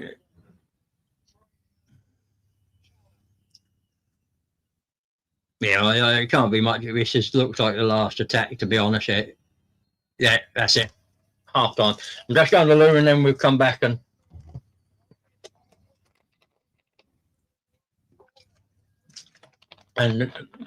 for all the abuse that Havertz and that Saka had this season, they've come up with a good set.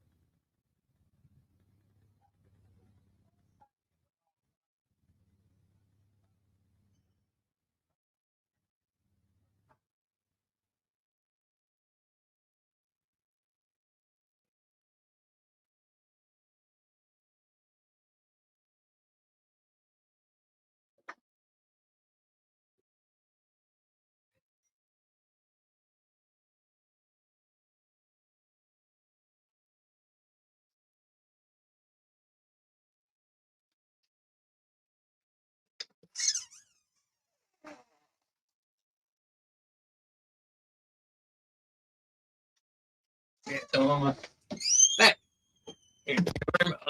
Hoping you. So, thoughts on that first half?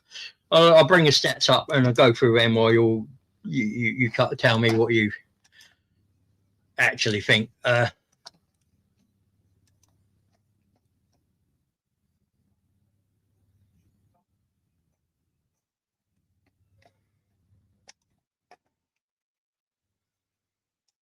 I mean, personally, I know Colin was a little frustrated with parts of that, but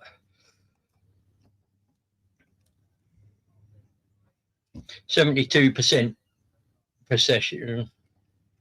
I don't really like XG, but 0.64, 9 shots, 2 on target, 21 touches in their box to their 6 to ours.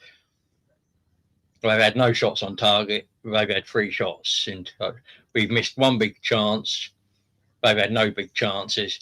We've had 90% pass accuracy, 292 to 86, with 70% pass accuracy for them. 3 corners apiece. They've got a yellow card.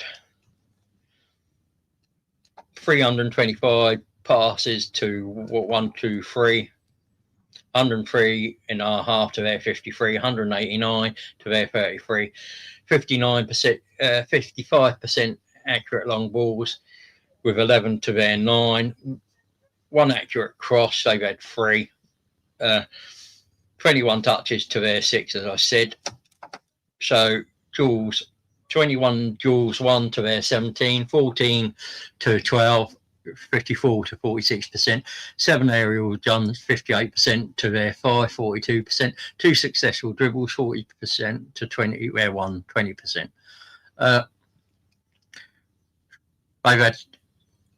We've had 5 tackles, they've had 10, we've had 1 interception, they've had 3, we've had 1 block, they've had 3, we've had 4 clearances, they've had 12, their keeper's made 1 save, Rayner's made none. So, I mean, it pretty much tells what I've seen. I don't know. Got there in the end, Dan Ches, and sounds like it's time for some subs. I don't know, Andrew. I mean, I'm happy with the way it went. It just needs to be a bit more accuracy and maybe a little bit more pace on the ball in certain times. And we got that towards the end of the half. And if not for some blocks and some maybe just overhit final balls or shot just going wide or being blocked, we could be more up. But we've pulled Burnley apart, left, right, and centre. Is one goal enough? Maybe not. But we do back our. We've got a solid defence, so it's. But I would like to see us get a few more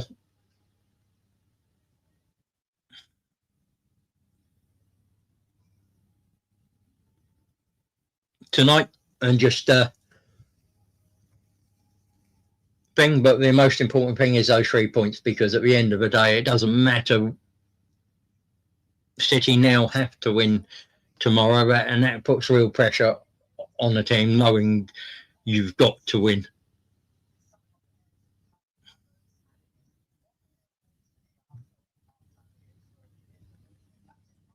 I mean, we're so close. Just having an interview with Odegaard at half time, which is I'm not sure I like this.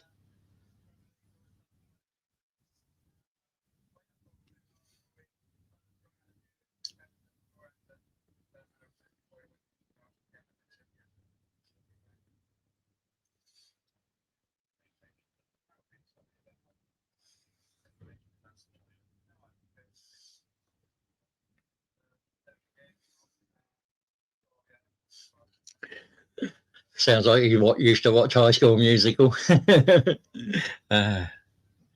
no, Colin, you happy with this so far, John, and whoever else is in the chat?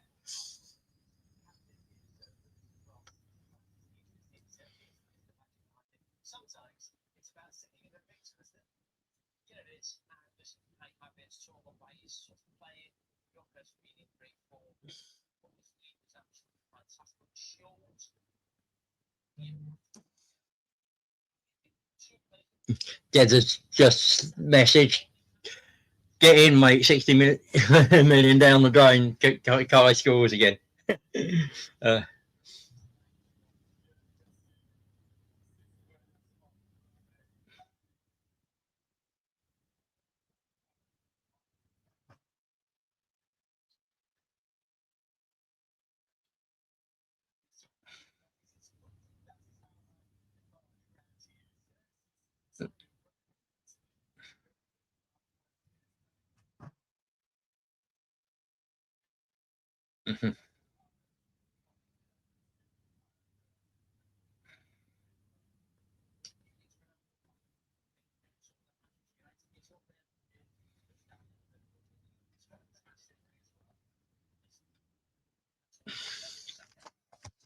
So, well, yeah, I agree. It's not too slow. I'm not sure whether it's not brave enough. Sometimes I think if you slow it down, you bring.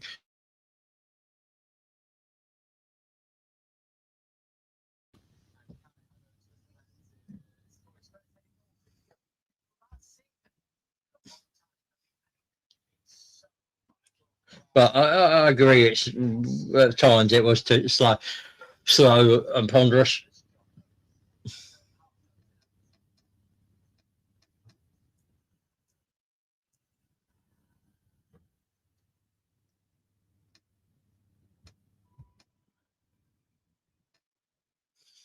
I mean, I know people will ask if I'm going to do if we're going to do a hate along tomorrow, but I haven't all season, and I don't tend to start now because we'll let things lie as they are, and at the end of the day, we have to do the job on Sunday and beat Palace.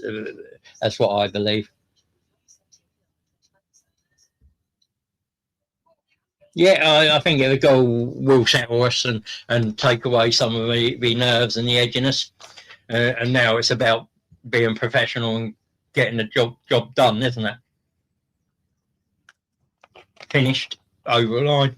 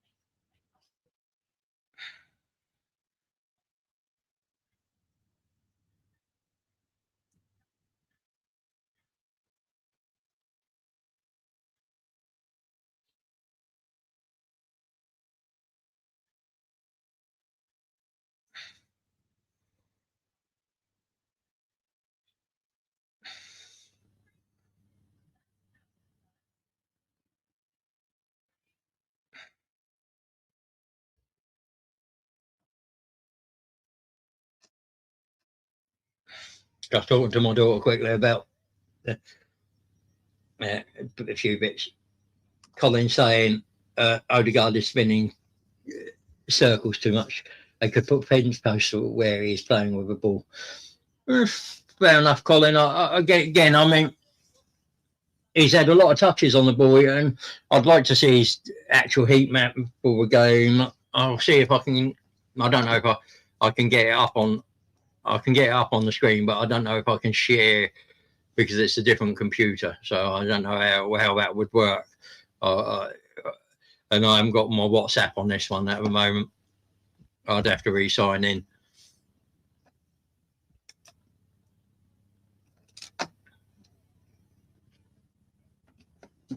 I mean, most of these touches have been in that right 8, about 20 yards out. Very few in his half, and quite a bit in that central left 8 as well. He's had 55 touches.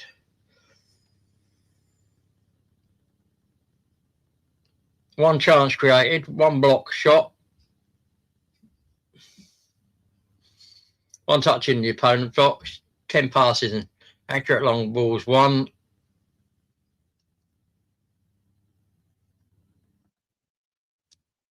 He's only had 1 ground duel, which he didn't win. I mean, so maybe a little bit more, but when you've got an 88% pass accuracy as well,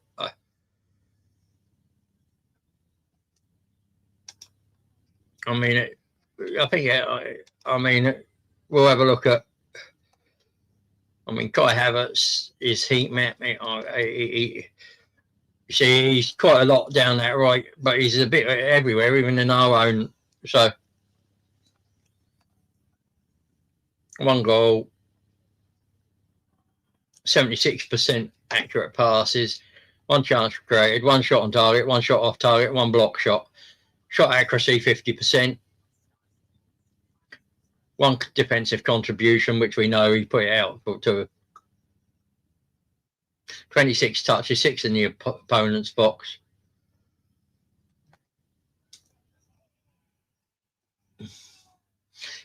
Yeah, he is in there in the middle third, Cole Odegaard, and it's that sort of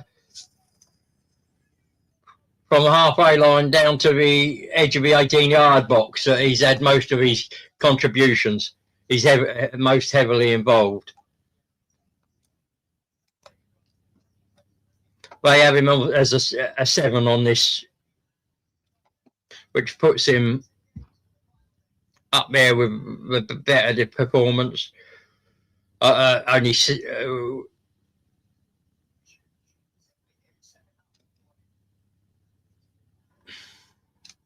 I mean, David Raya are our lowest rated, and Mascara are our 2 lowest rated players. No, I think that's because Raya's had very little to do.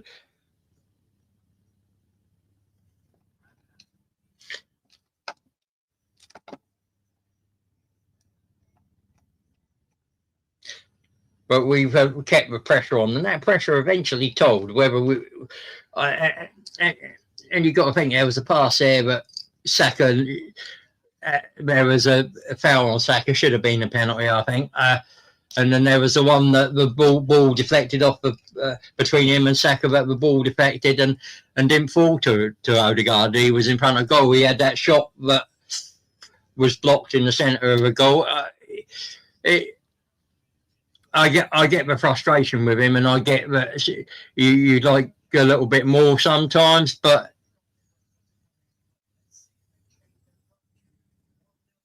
I mean, it would be interesting to see.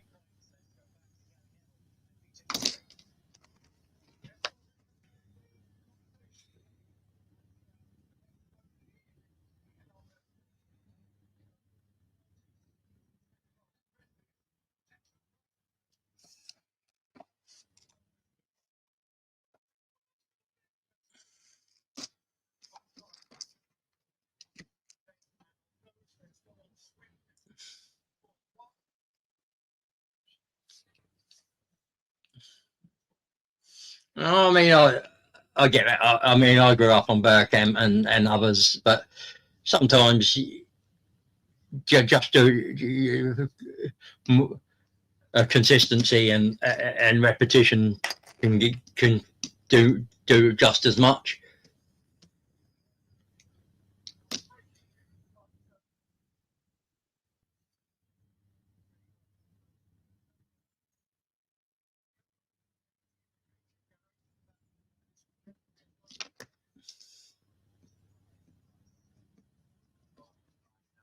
Maybe Pep thinks breaking the news now might galvanise City on to, I don't know.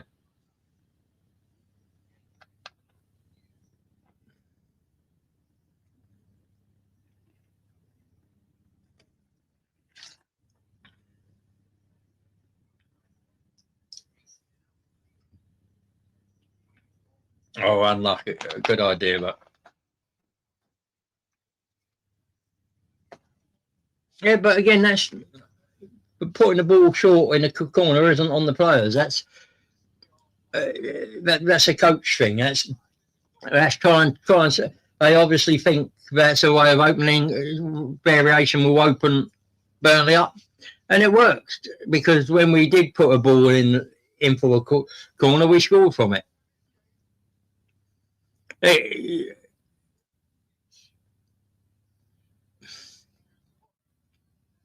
I mean, at the moment, we are in a place we want to be. Everything's in our hands. We've got to keep it that way.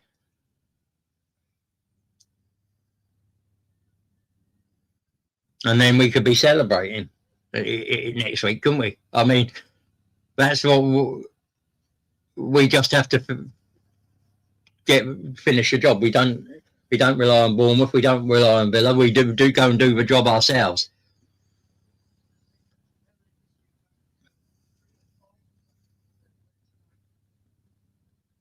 I mean, that's nice.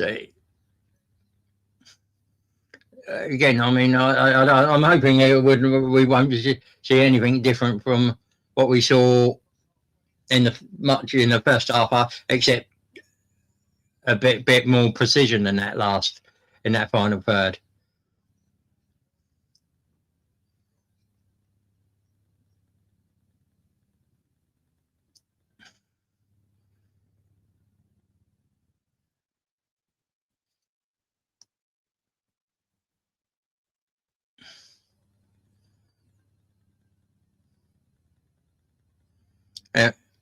And Burnley have been pressing.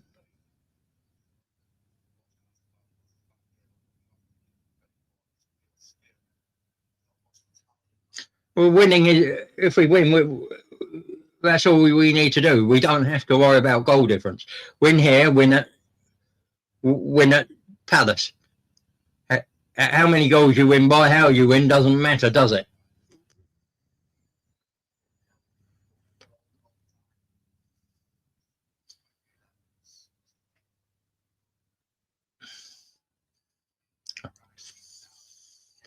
Oh.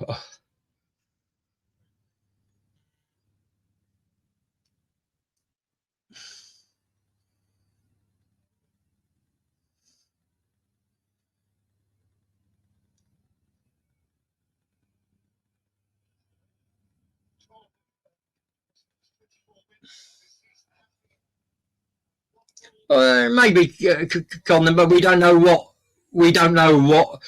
Jova and his team have seen that make them think that's a way to break Burnley down. And you can't knock Jova's his record since he's been at us as. Yeah, I'd like to see more free flowing football, but I also want the title, and I will take the title this season if that's the case. Get strengthened again in the summer and see how we play then. I'd like a Carvet, Kvaratskhelia, and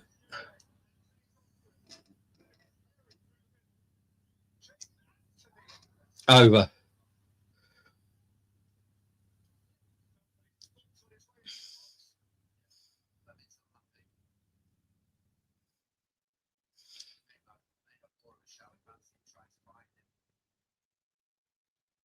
Yeah, he was all, the shot was already gone.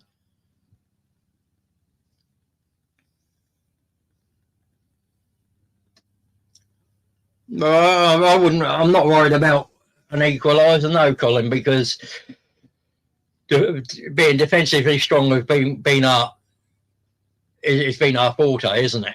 What we don't need to do is sit back and defend for 90 minutes, but 45 minutes. We still have to play the way we did in the first half.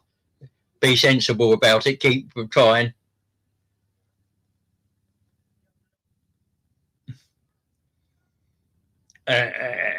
Because I reckon there's more goals in this game if we keep going the way we are. Just keep plugging away. Keep plugging.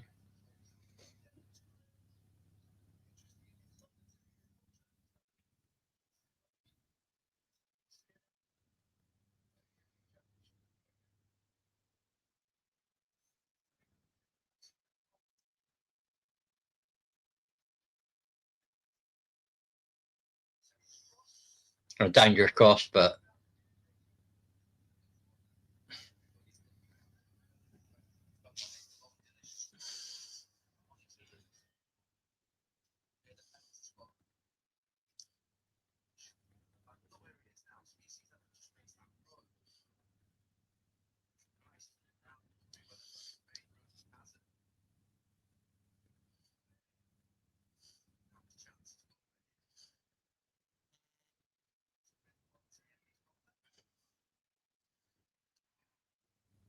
oh nice.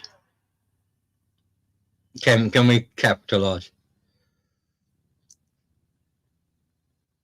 Oh, lovely. Idea was good.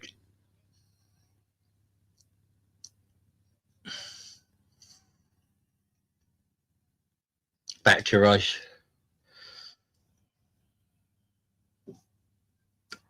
Ooh! Well done by Ezra. Crossbar or was that a save?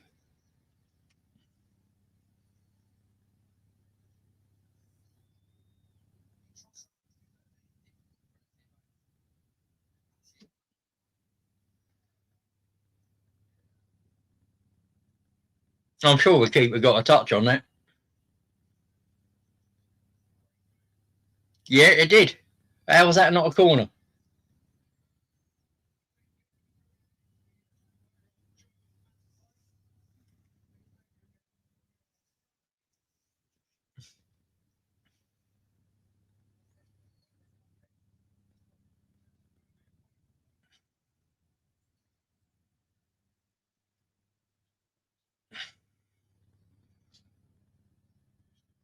Oh, nice.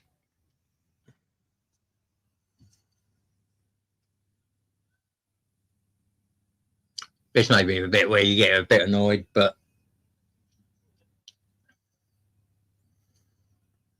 you know, it's a surprise to because not in the side tonight. But I'll take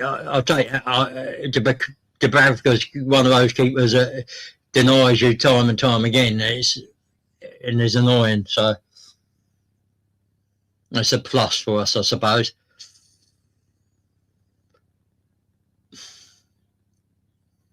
Oh, nice. Oh, close.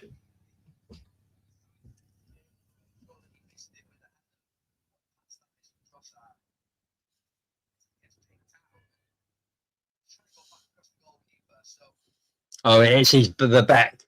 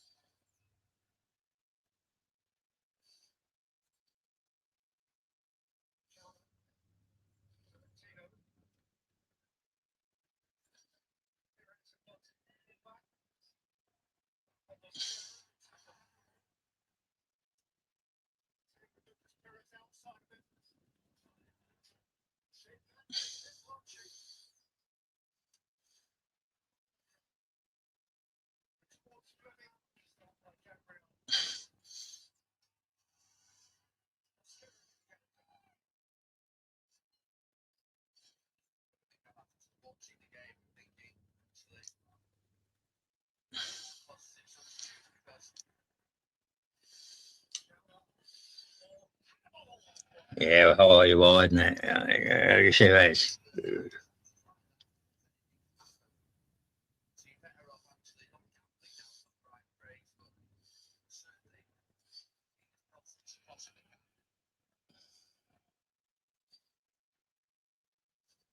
well, what time are we thinking?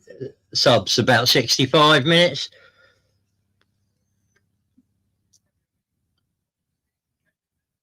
And I'm thinking maybe Skelly, maybe Madueke, maybe Jokeres and Martinelli.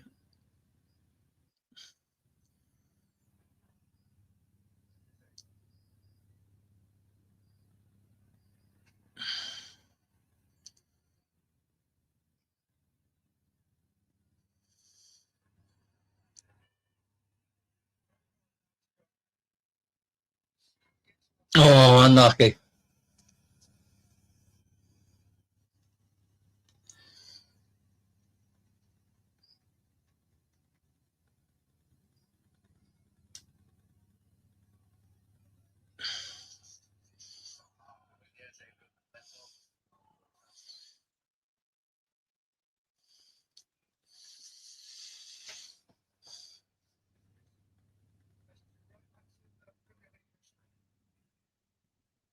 Mm-hmm.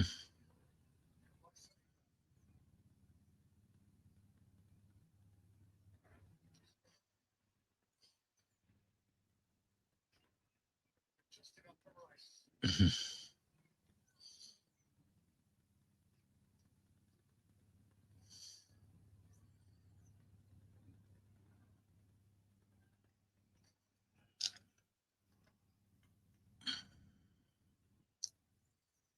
I'm quite happy with what I mean. It's a nice ball. Can Eze keep it? Oh, yeah, there was nothing on that too easy to be.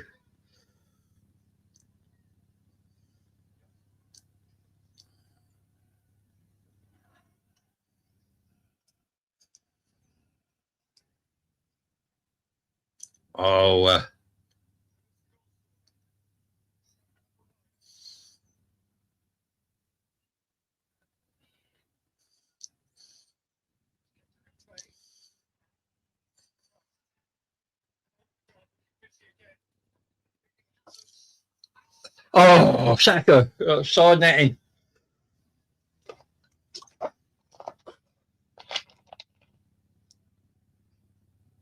Yeah, just offside by Havertz, but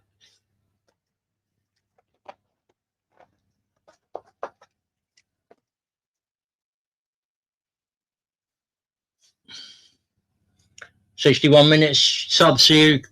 Go, that's fair enough.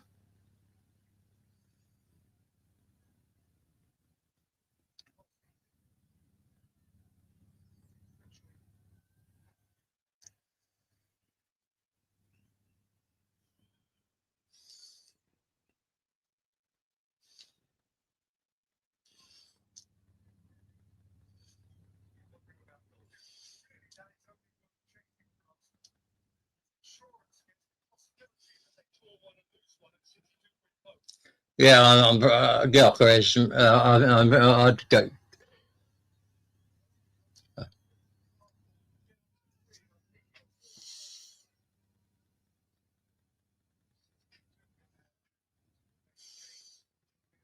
That's nice and easy for.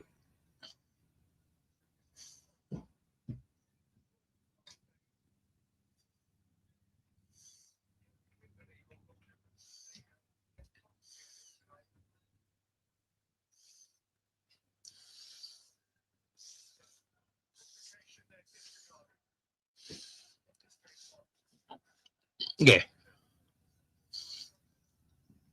I think that's the.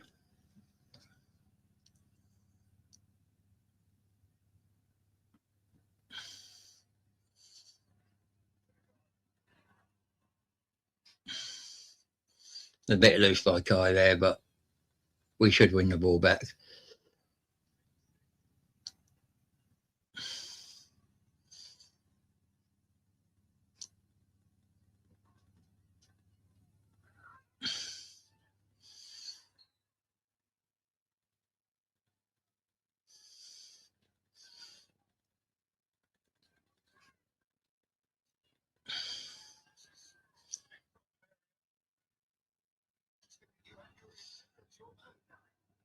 Yeah, that should be a card. That's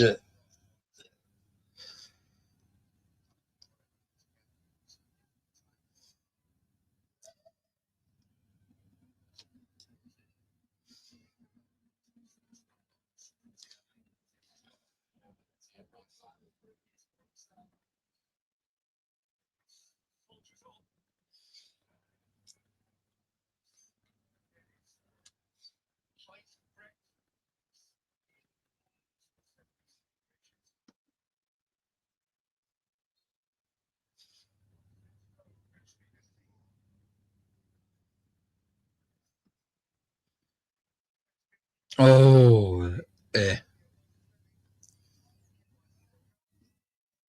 good idea for offside. Yeah.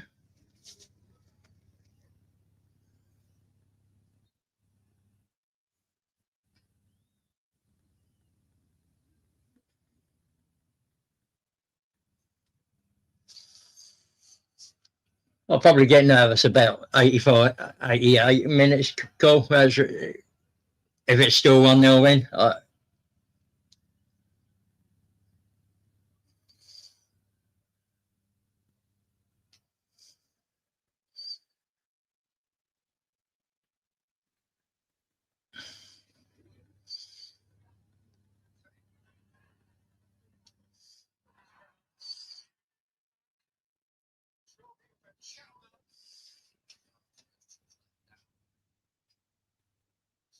That's nice. Nice Emerson at 70.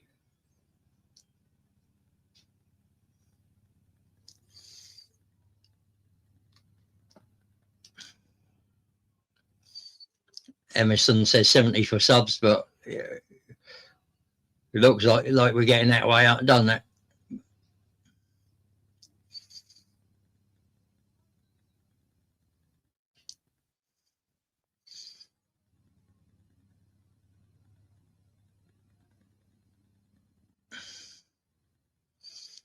I mean,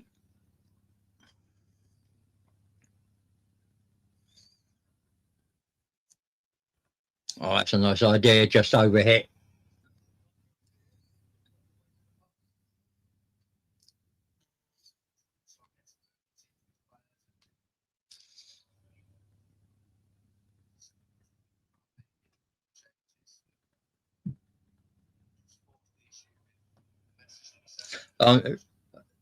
How about everyone else? You comfortable at the moment?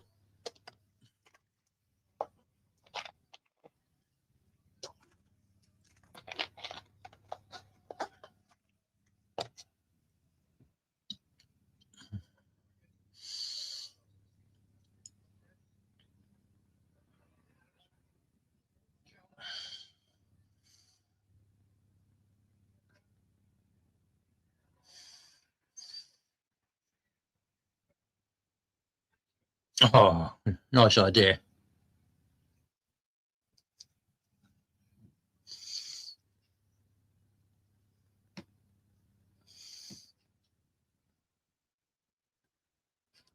So, I mean,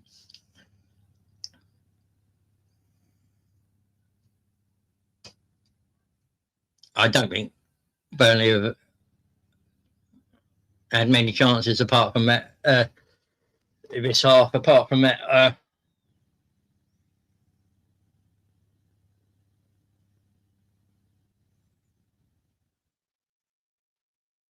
2 shots. It's half, still no shots on target. We've only had 3.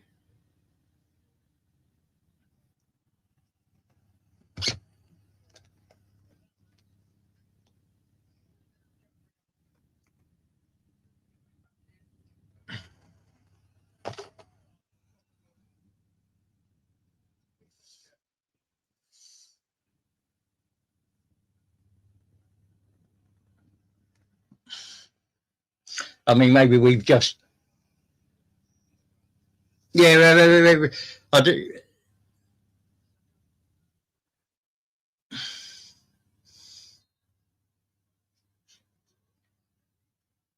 Yeah, that was a cynical one by Kai. I mean, that was it. But he gets the ball, but I suppose it's the way he gets the ball.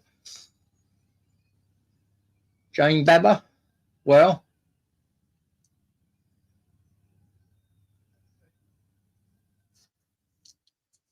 from Facebook, nice to see where people are watching us from. Evening, boy. Yeah, it was careless, but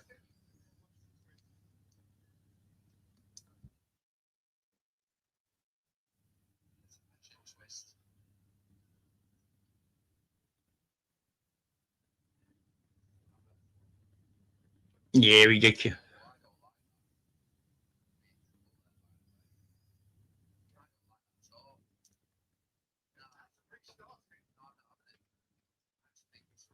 Yeah, he might get himself a red. I think that's a red too.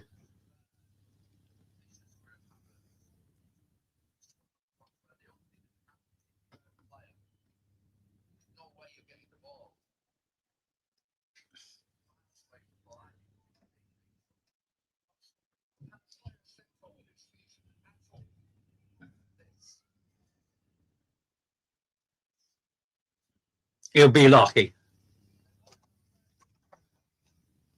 I think he's very lucky. I think that's very lucky.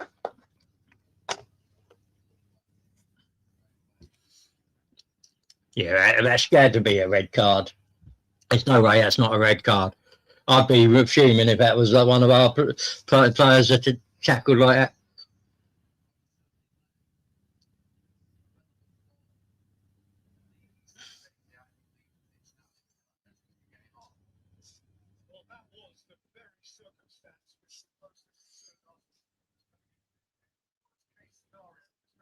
I think, I mean, maybe just the lack of force in the is maybe what saved him. No, he didn't get sent off by. It stayed a yellow. It should have been a red, but I think.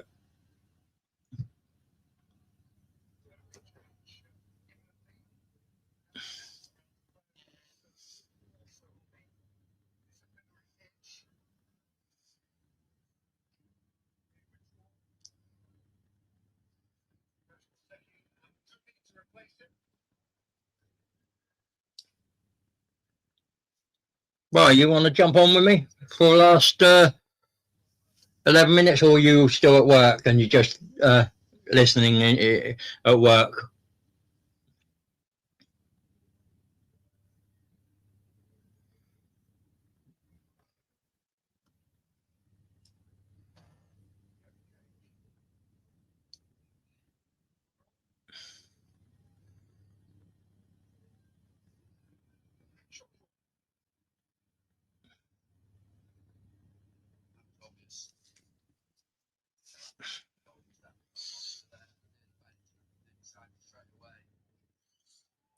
Havertz and Zuby coming on.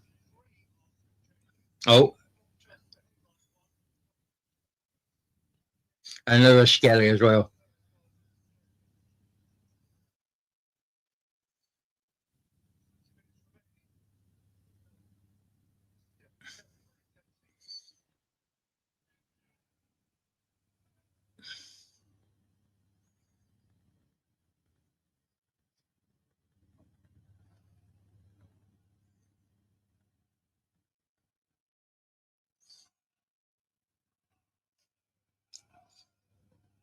Oh, okay, bro. That's fair enough.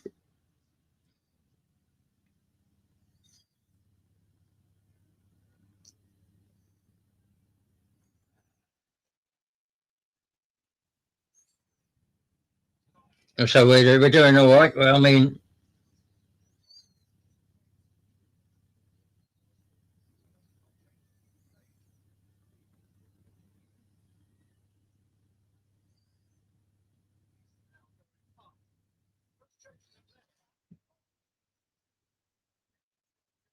Nkapia, yeah.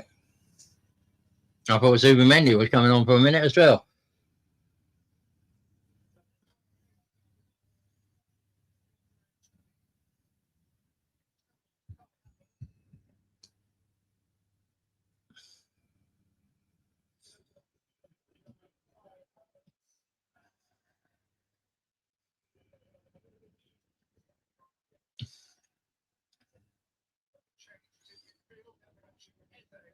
Eze coming off, which I'm not surprised. He's probably. I don't think Eze's been as involved as Odegaard, and that's probably why he's come off. Could be favourites, I suppose. I mean, it just which way you look at it, it's a subjective.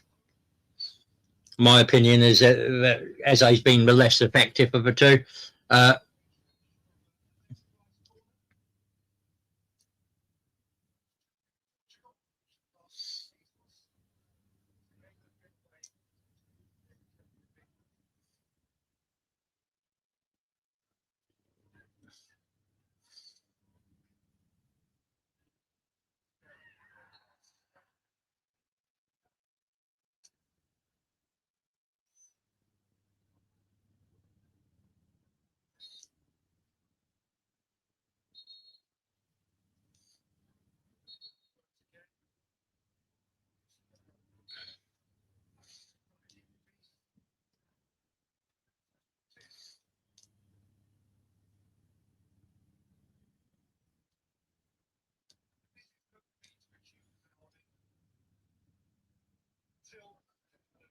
As I said, I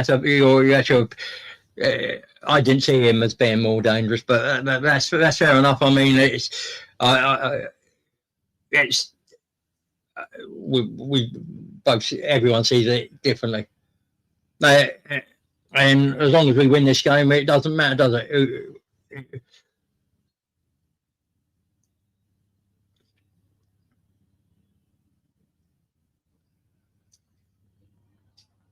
Too long, but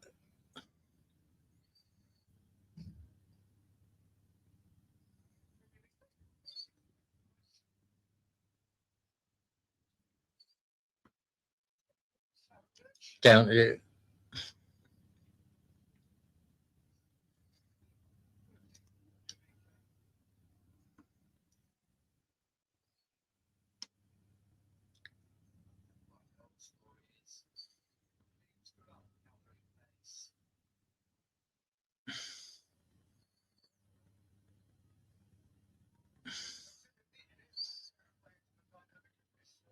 Oh,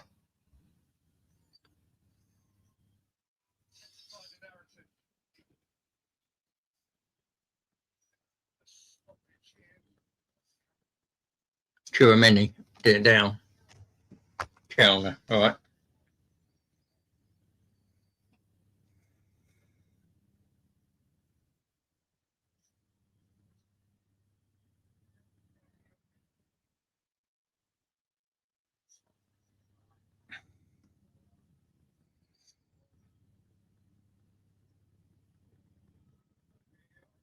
He's won one of 3 ground duels.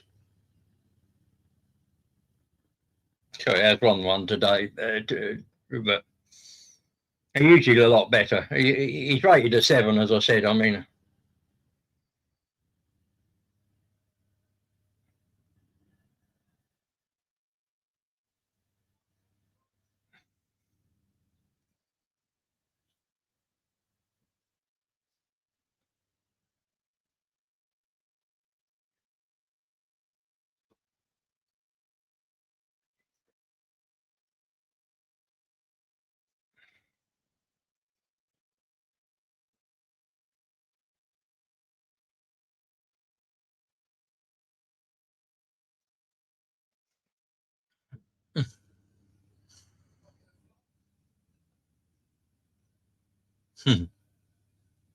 it's a cold spring evening.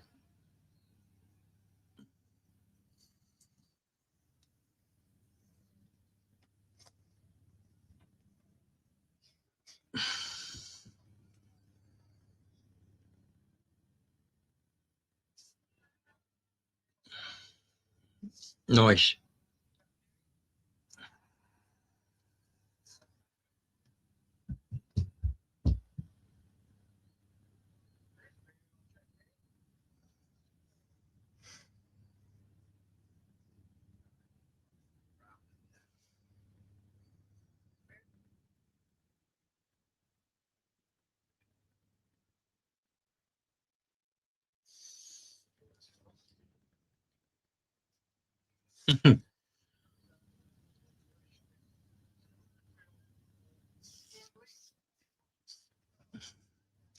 Yeah, free kick specialist. That was obvious, I think.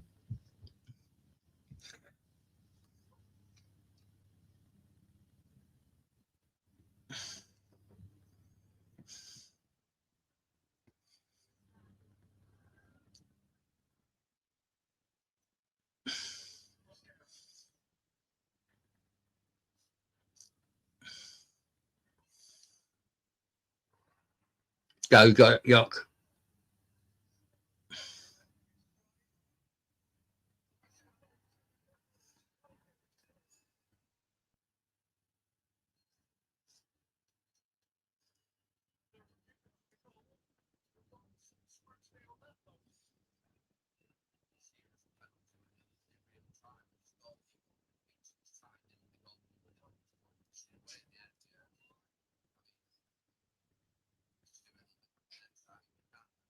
He catches him.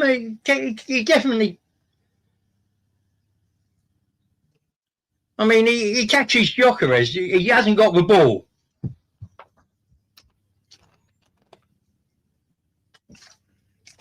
Maybe if Jokeres had control of the ball.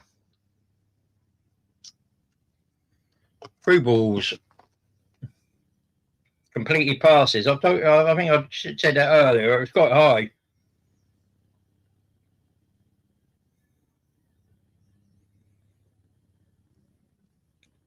%, 88% accurate passes, 63 out of 72, only 9 inaccurate.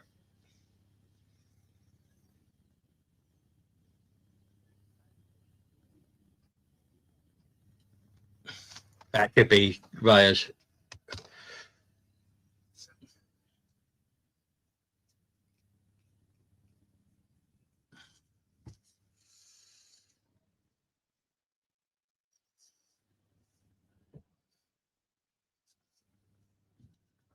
Emerson's saying Downman's warming up, maybe, and maybe a last home game of the season.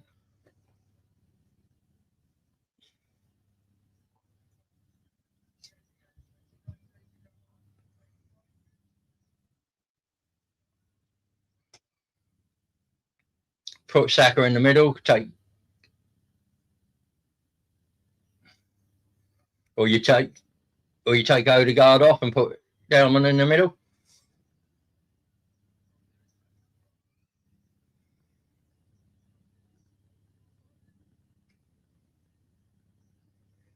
They don't do through balls, they do chances created.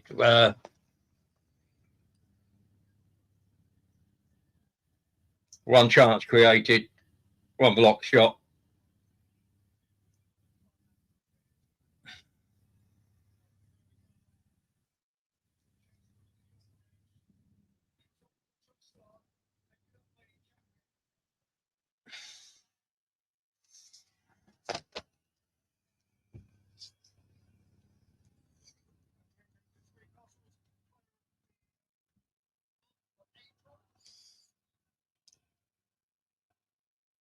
Just one chance created.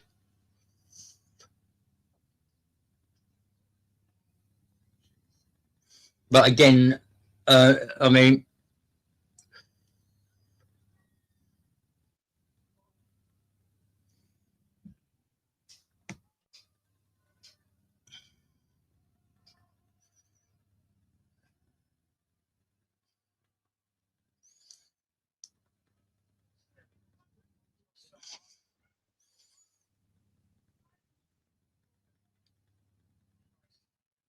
yeah, definitely sensible there.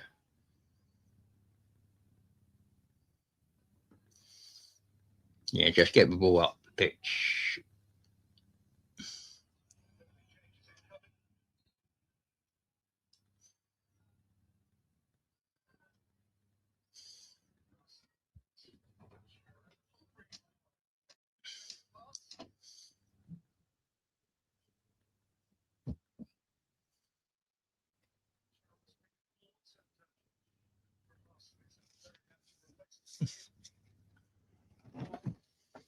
And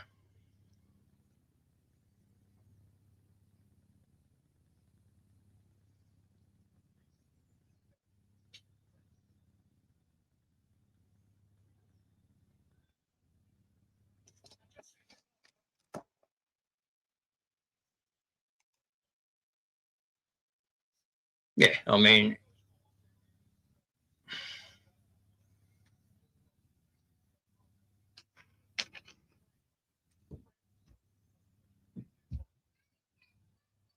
oh, nice by Rice.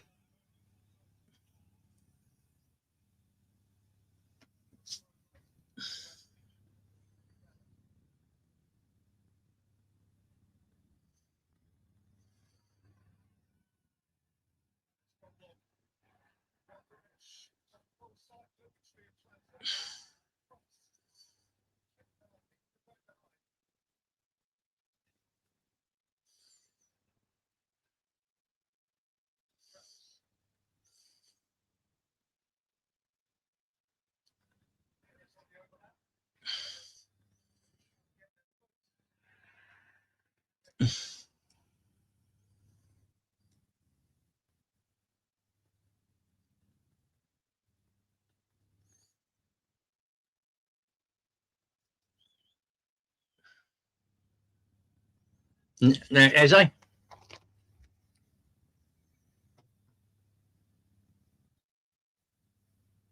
Let's have a look. Is a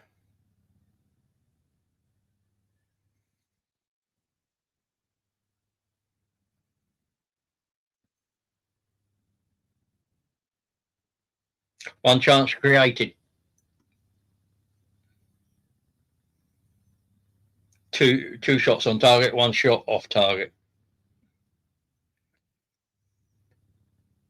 47 touches.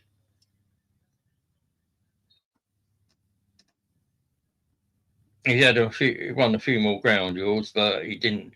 I'm just looking at his everything else along there. 89% pass accuracy. Well done by Yoko Eze.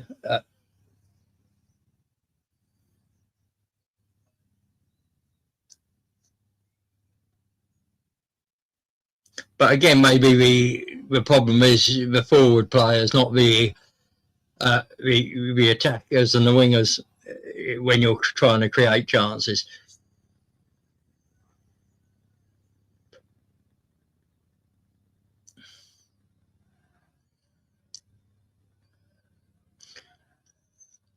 Now you can get nervous because we're only.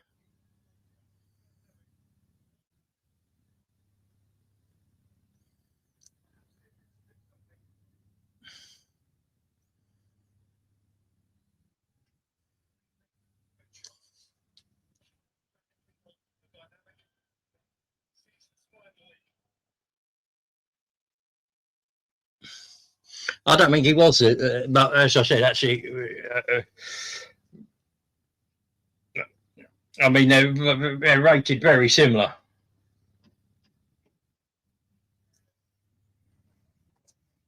One's a 7.1, one's a 7. I mean,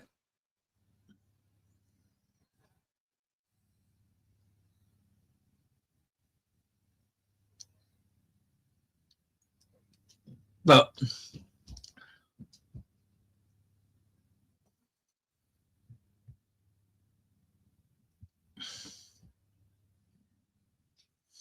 let's say.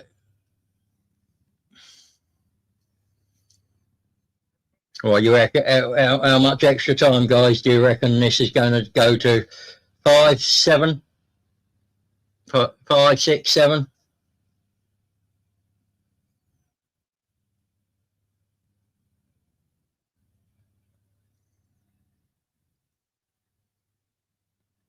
I mean, two of his three shots, one was right at the keeper, but one hit the keeper.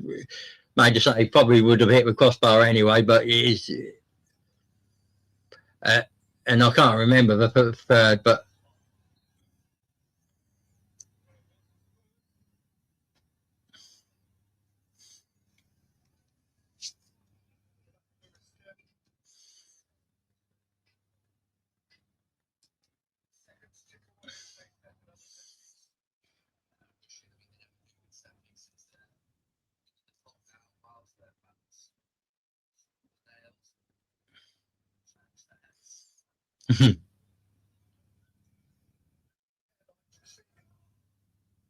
Yeah, as I said, I mean, I didn't see it that way. You saw it that way, and that's fair enough. I don't, but yeah,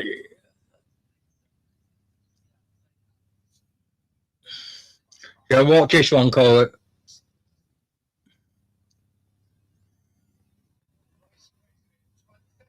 Oh, you see, just seen the replay.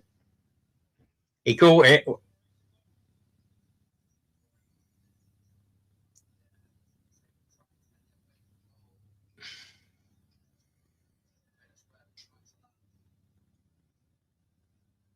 Nice.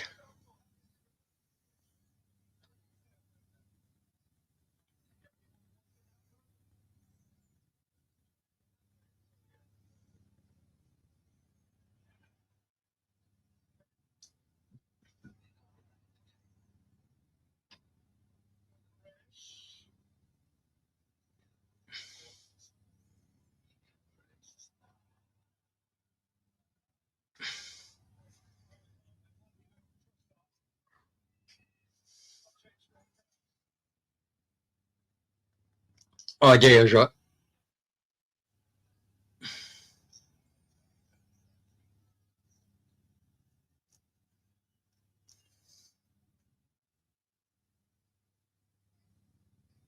Yeah, no, every, no, no fouls within 20, 25 yards.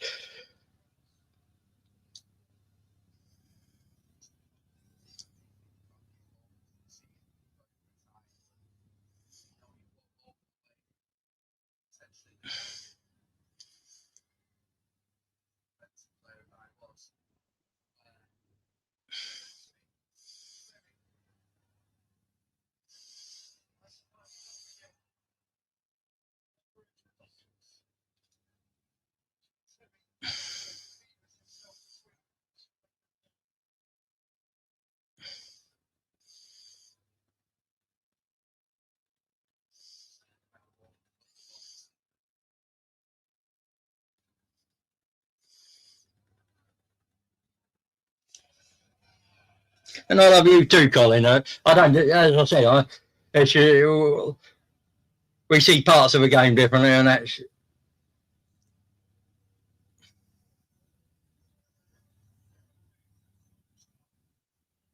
7 minutes of hell.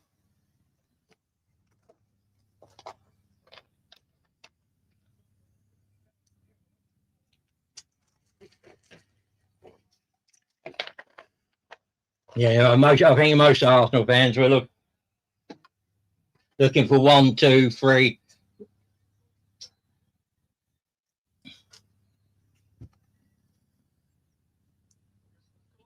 And finally, Fleming gets a card.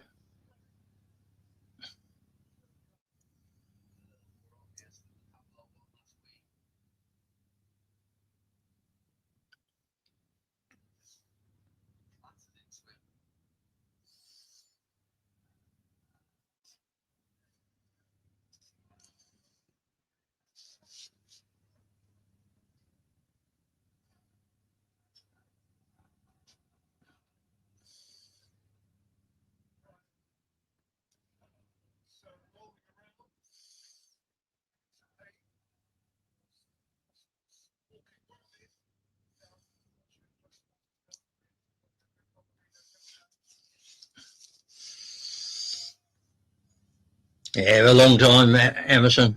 And you're going to have another 2 minutes onto that from this.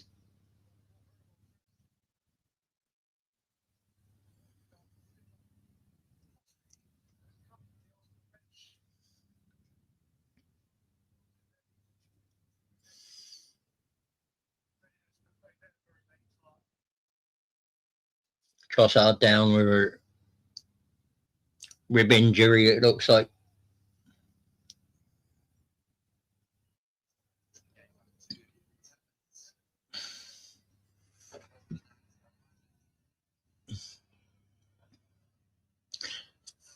Yeah, well, you're going to get to about 100 minutes here, aren't we? So 8 minutes left, I reckon.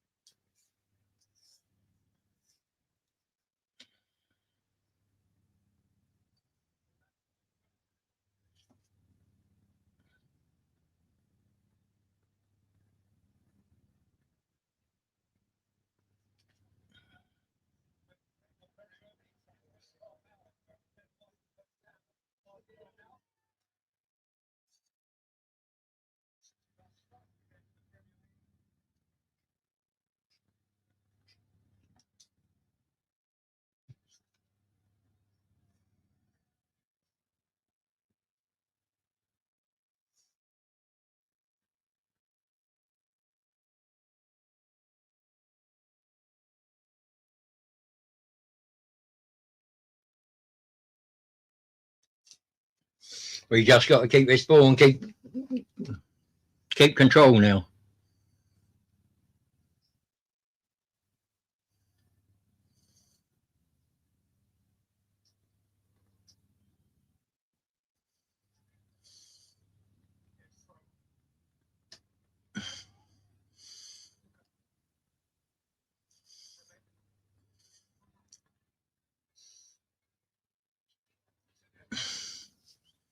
So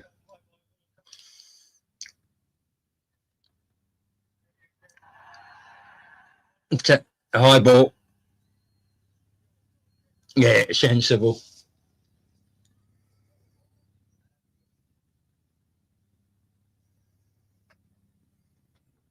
Yeah,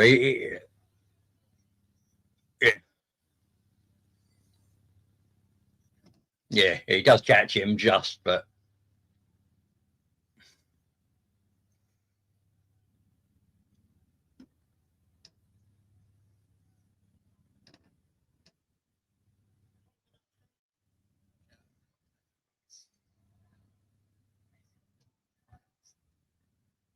yeah, I think that's probably right. Who was your?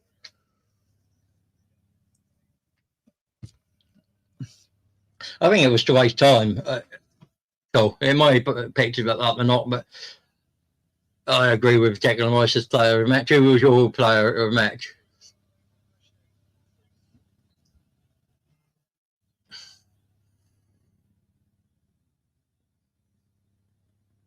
Five minutes to go, I reckon.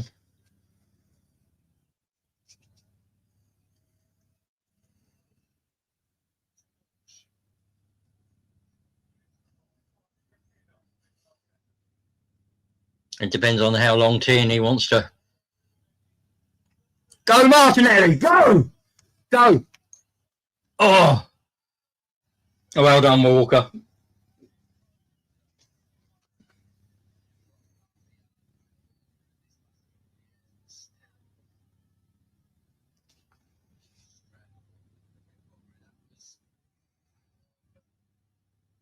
Yeah, a little bit of a clever by Walker at the end there, but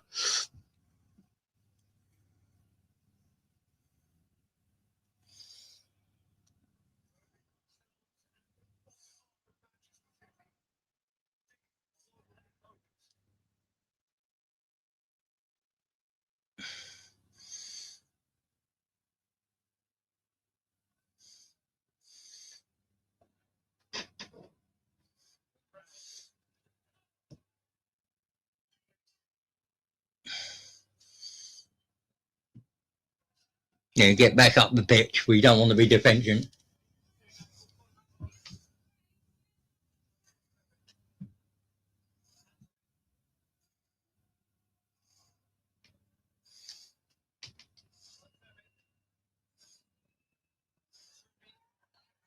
Well done, defended by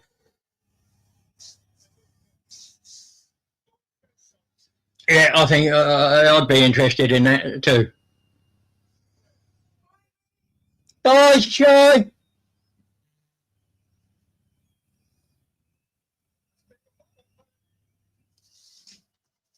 Yeah, so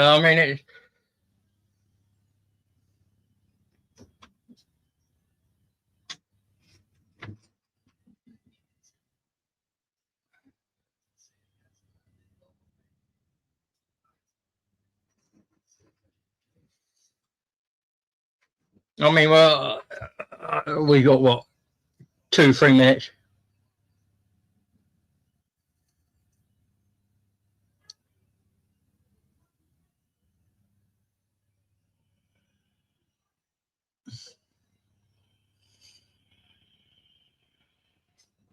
Yeah, but that's experience, isn't it?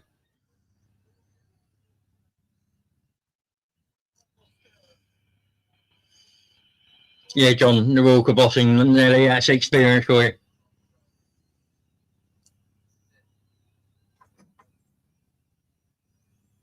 98, 99. No, lovely.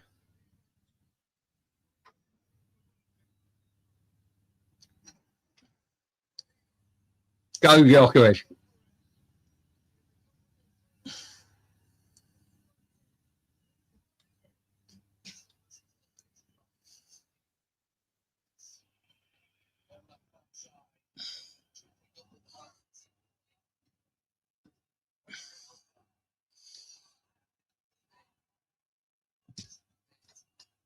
You've got 2 minutes.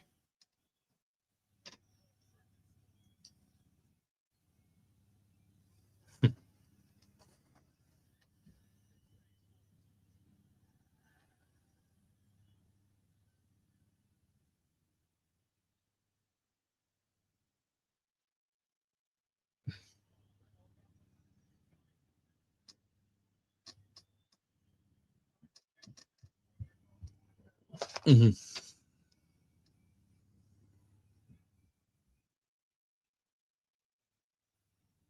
Last minutes down in that corner, sensible, keep it in that corner. Oh, lovely bomber. I don't think you should be playing it.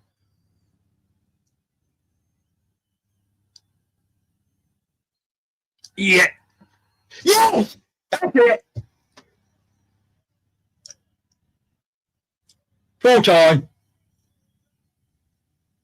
90, yeah. Don't think many other keepers have had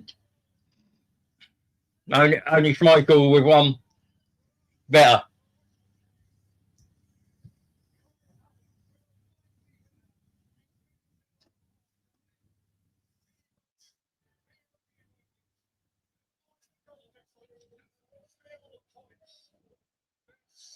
Thank you, Emerson. Yeah. See you Sunday, mate.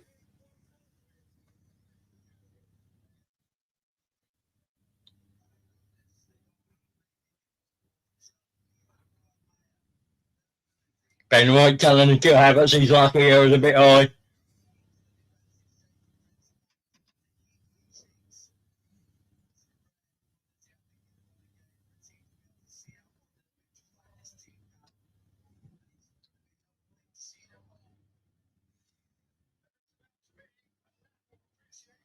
Yeah, I'll be staying for a lap of appreciation with you if you guys want to stay around. But one game from glory. One game from glory.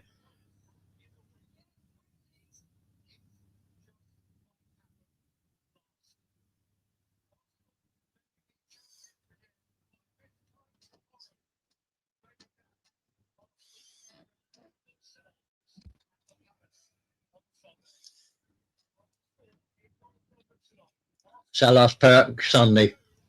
Hopefully we don't have to worry about it, but I'm expecting us to have to worry about it.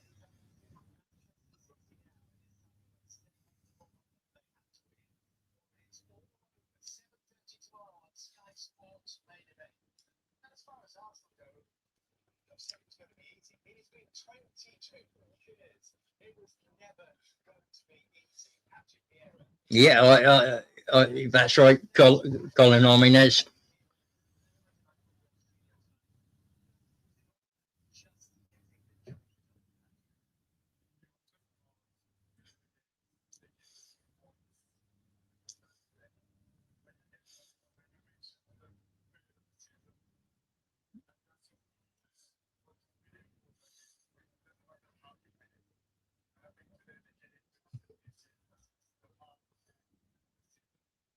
I mean, we're so close. I'm looking forward to this lap of honour and the speech by Arteta. It'd be, I mean,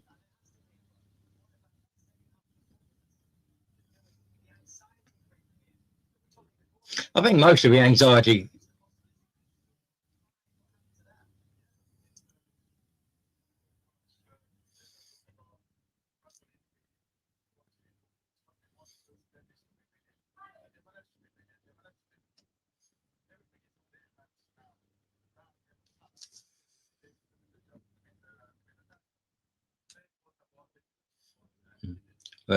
Sunday will be how I mean, it is a good stat, isn't it?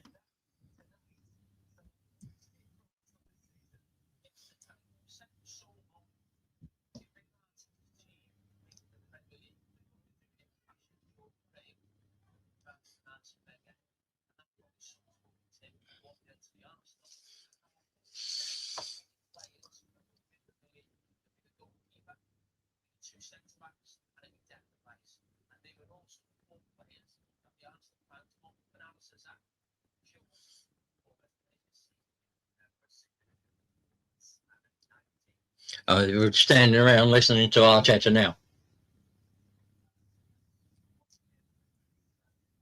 It'd be Emirates State empty, and I can understand that it's a tough night getting back. But thank you, Ange. Thank you, everyone who's contributed in chat, who's watching, who's liked. It's been a long one, but and it's been a long day. But I'm going to stay here and see if we get what we hear from Arteta, and that's our last home game of the season. Sign off with a win, and that's not a bad home season. I mean, what's it? I want to have a quick check at a couple other stats, but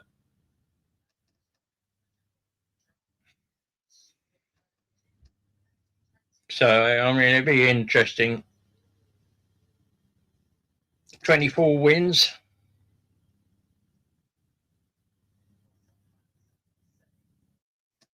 One less draw than City.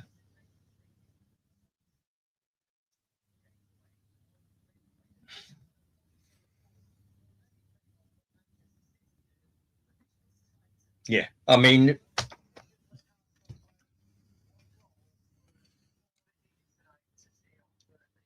it'd be tight. I mean, we're not going to be. It's not going to be easy on Sunday. We know that. We know we've got to get the job done and get over the line. We can't rely on City to drop points, but you never rely on anyone else anyway. And I will see if there's anything interesting in this chat,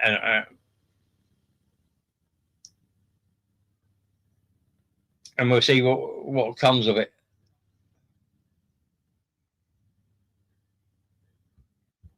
But I'm going to stay here until we see if we get any real in-depth coverage of this final day of the season, which I'd like to see. I mean, I'll give you a few stats while we're waiting, because I think it's only fair that we see what the stats that actually ended up at.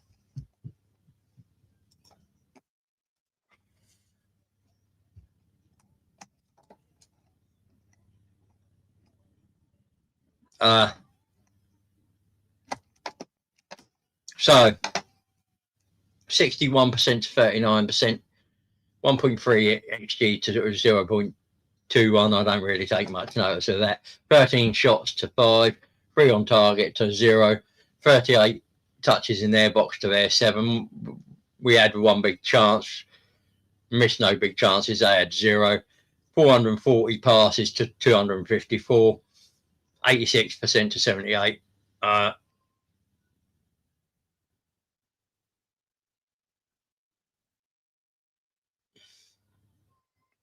510 to 325 passes, 277 in their half. They only had 89 in ours. 43% accurate long balls, 2 accurate crosses, 22 throws, 38 touches in their box to their 7. They had 3 yellows, we had 1. They committed 16 fouls, we committed 7. We won 47 to 42 duels, 35 ground duels to their 32, 12 aerial duels to their 10. They had 1 more successful dribble than us. They had 21 tackles to our 17, 8 interceptions to 2, 3 blocks to 1, 22 clearances to 12. Their keeper made 2 saves. They didn't have to make a save. And on the site, I get those stats from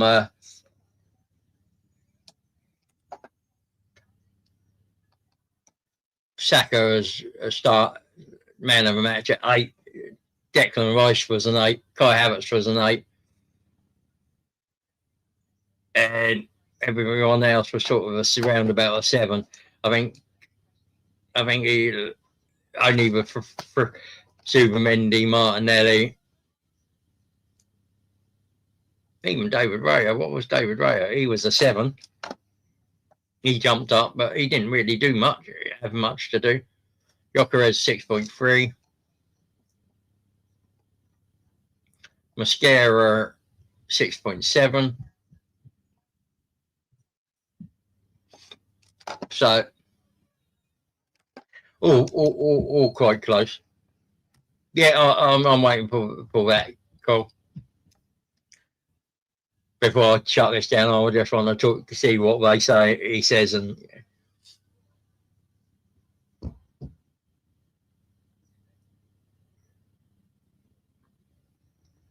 so, do you think we get over the line against Palace?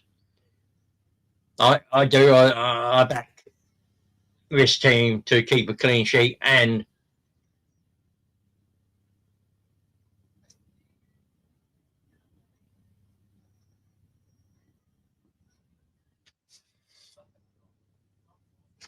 I mean, João Pedro isn't in the Brazil World Cup squad. Let's see who was included.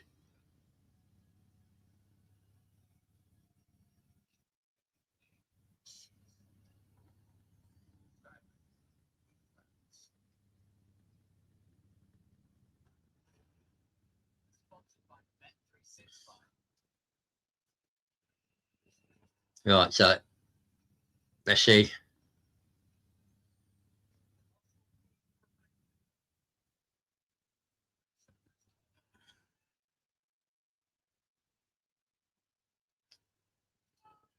Let's have a look, see if I can find it.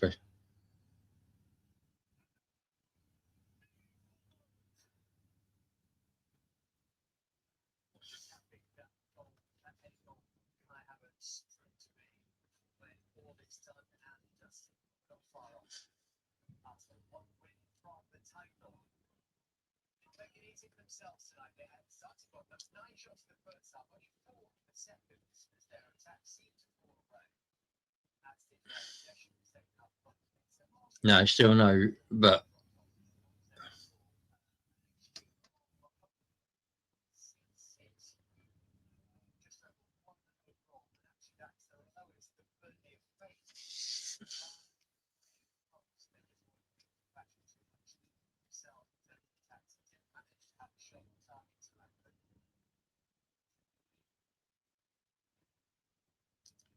no, I haven't found it, but we know Silver.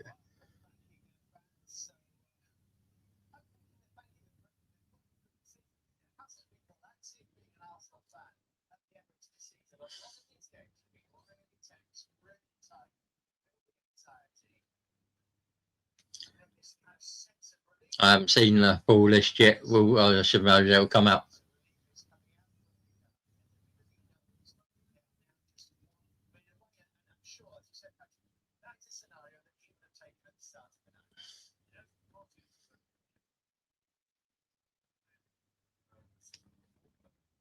but we'll see. I mean, I think we played well. 60,000 Emerson saying on the crowd.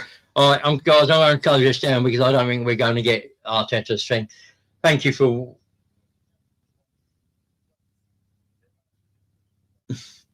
Don't scare us to death, Colin, on Sunday, is it? I think that's more like it. He said, don't bore us to death.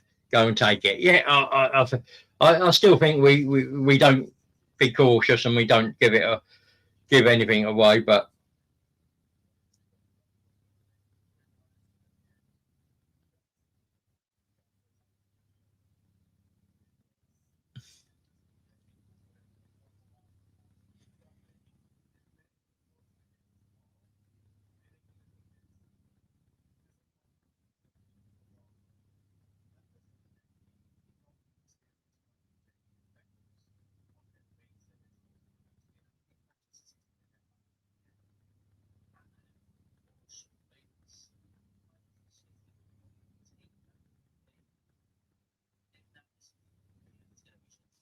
yeah, but let's see what Carragher comes up with. I don't expect too much in hope of it.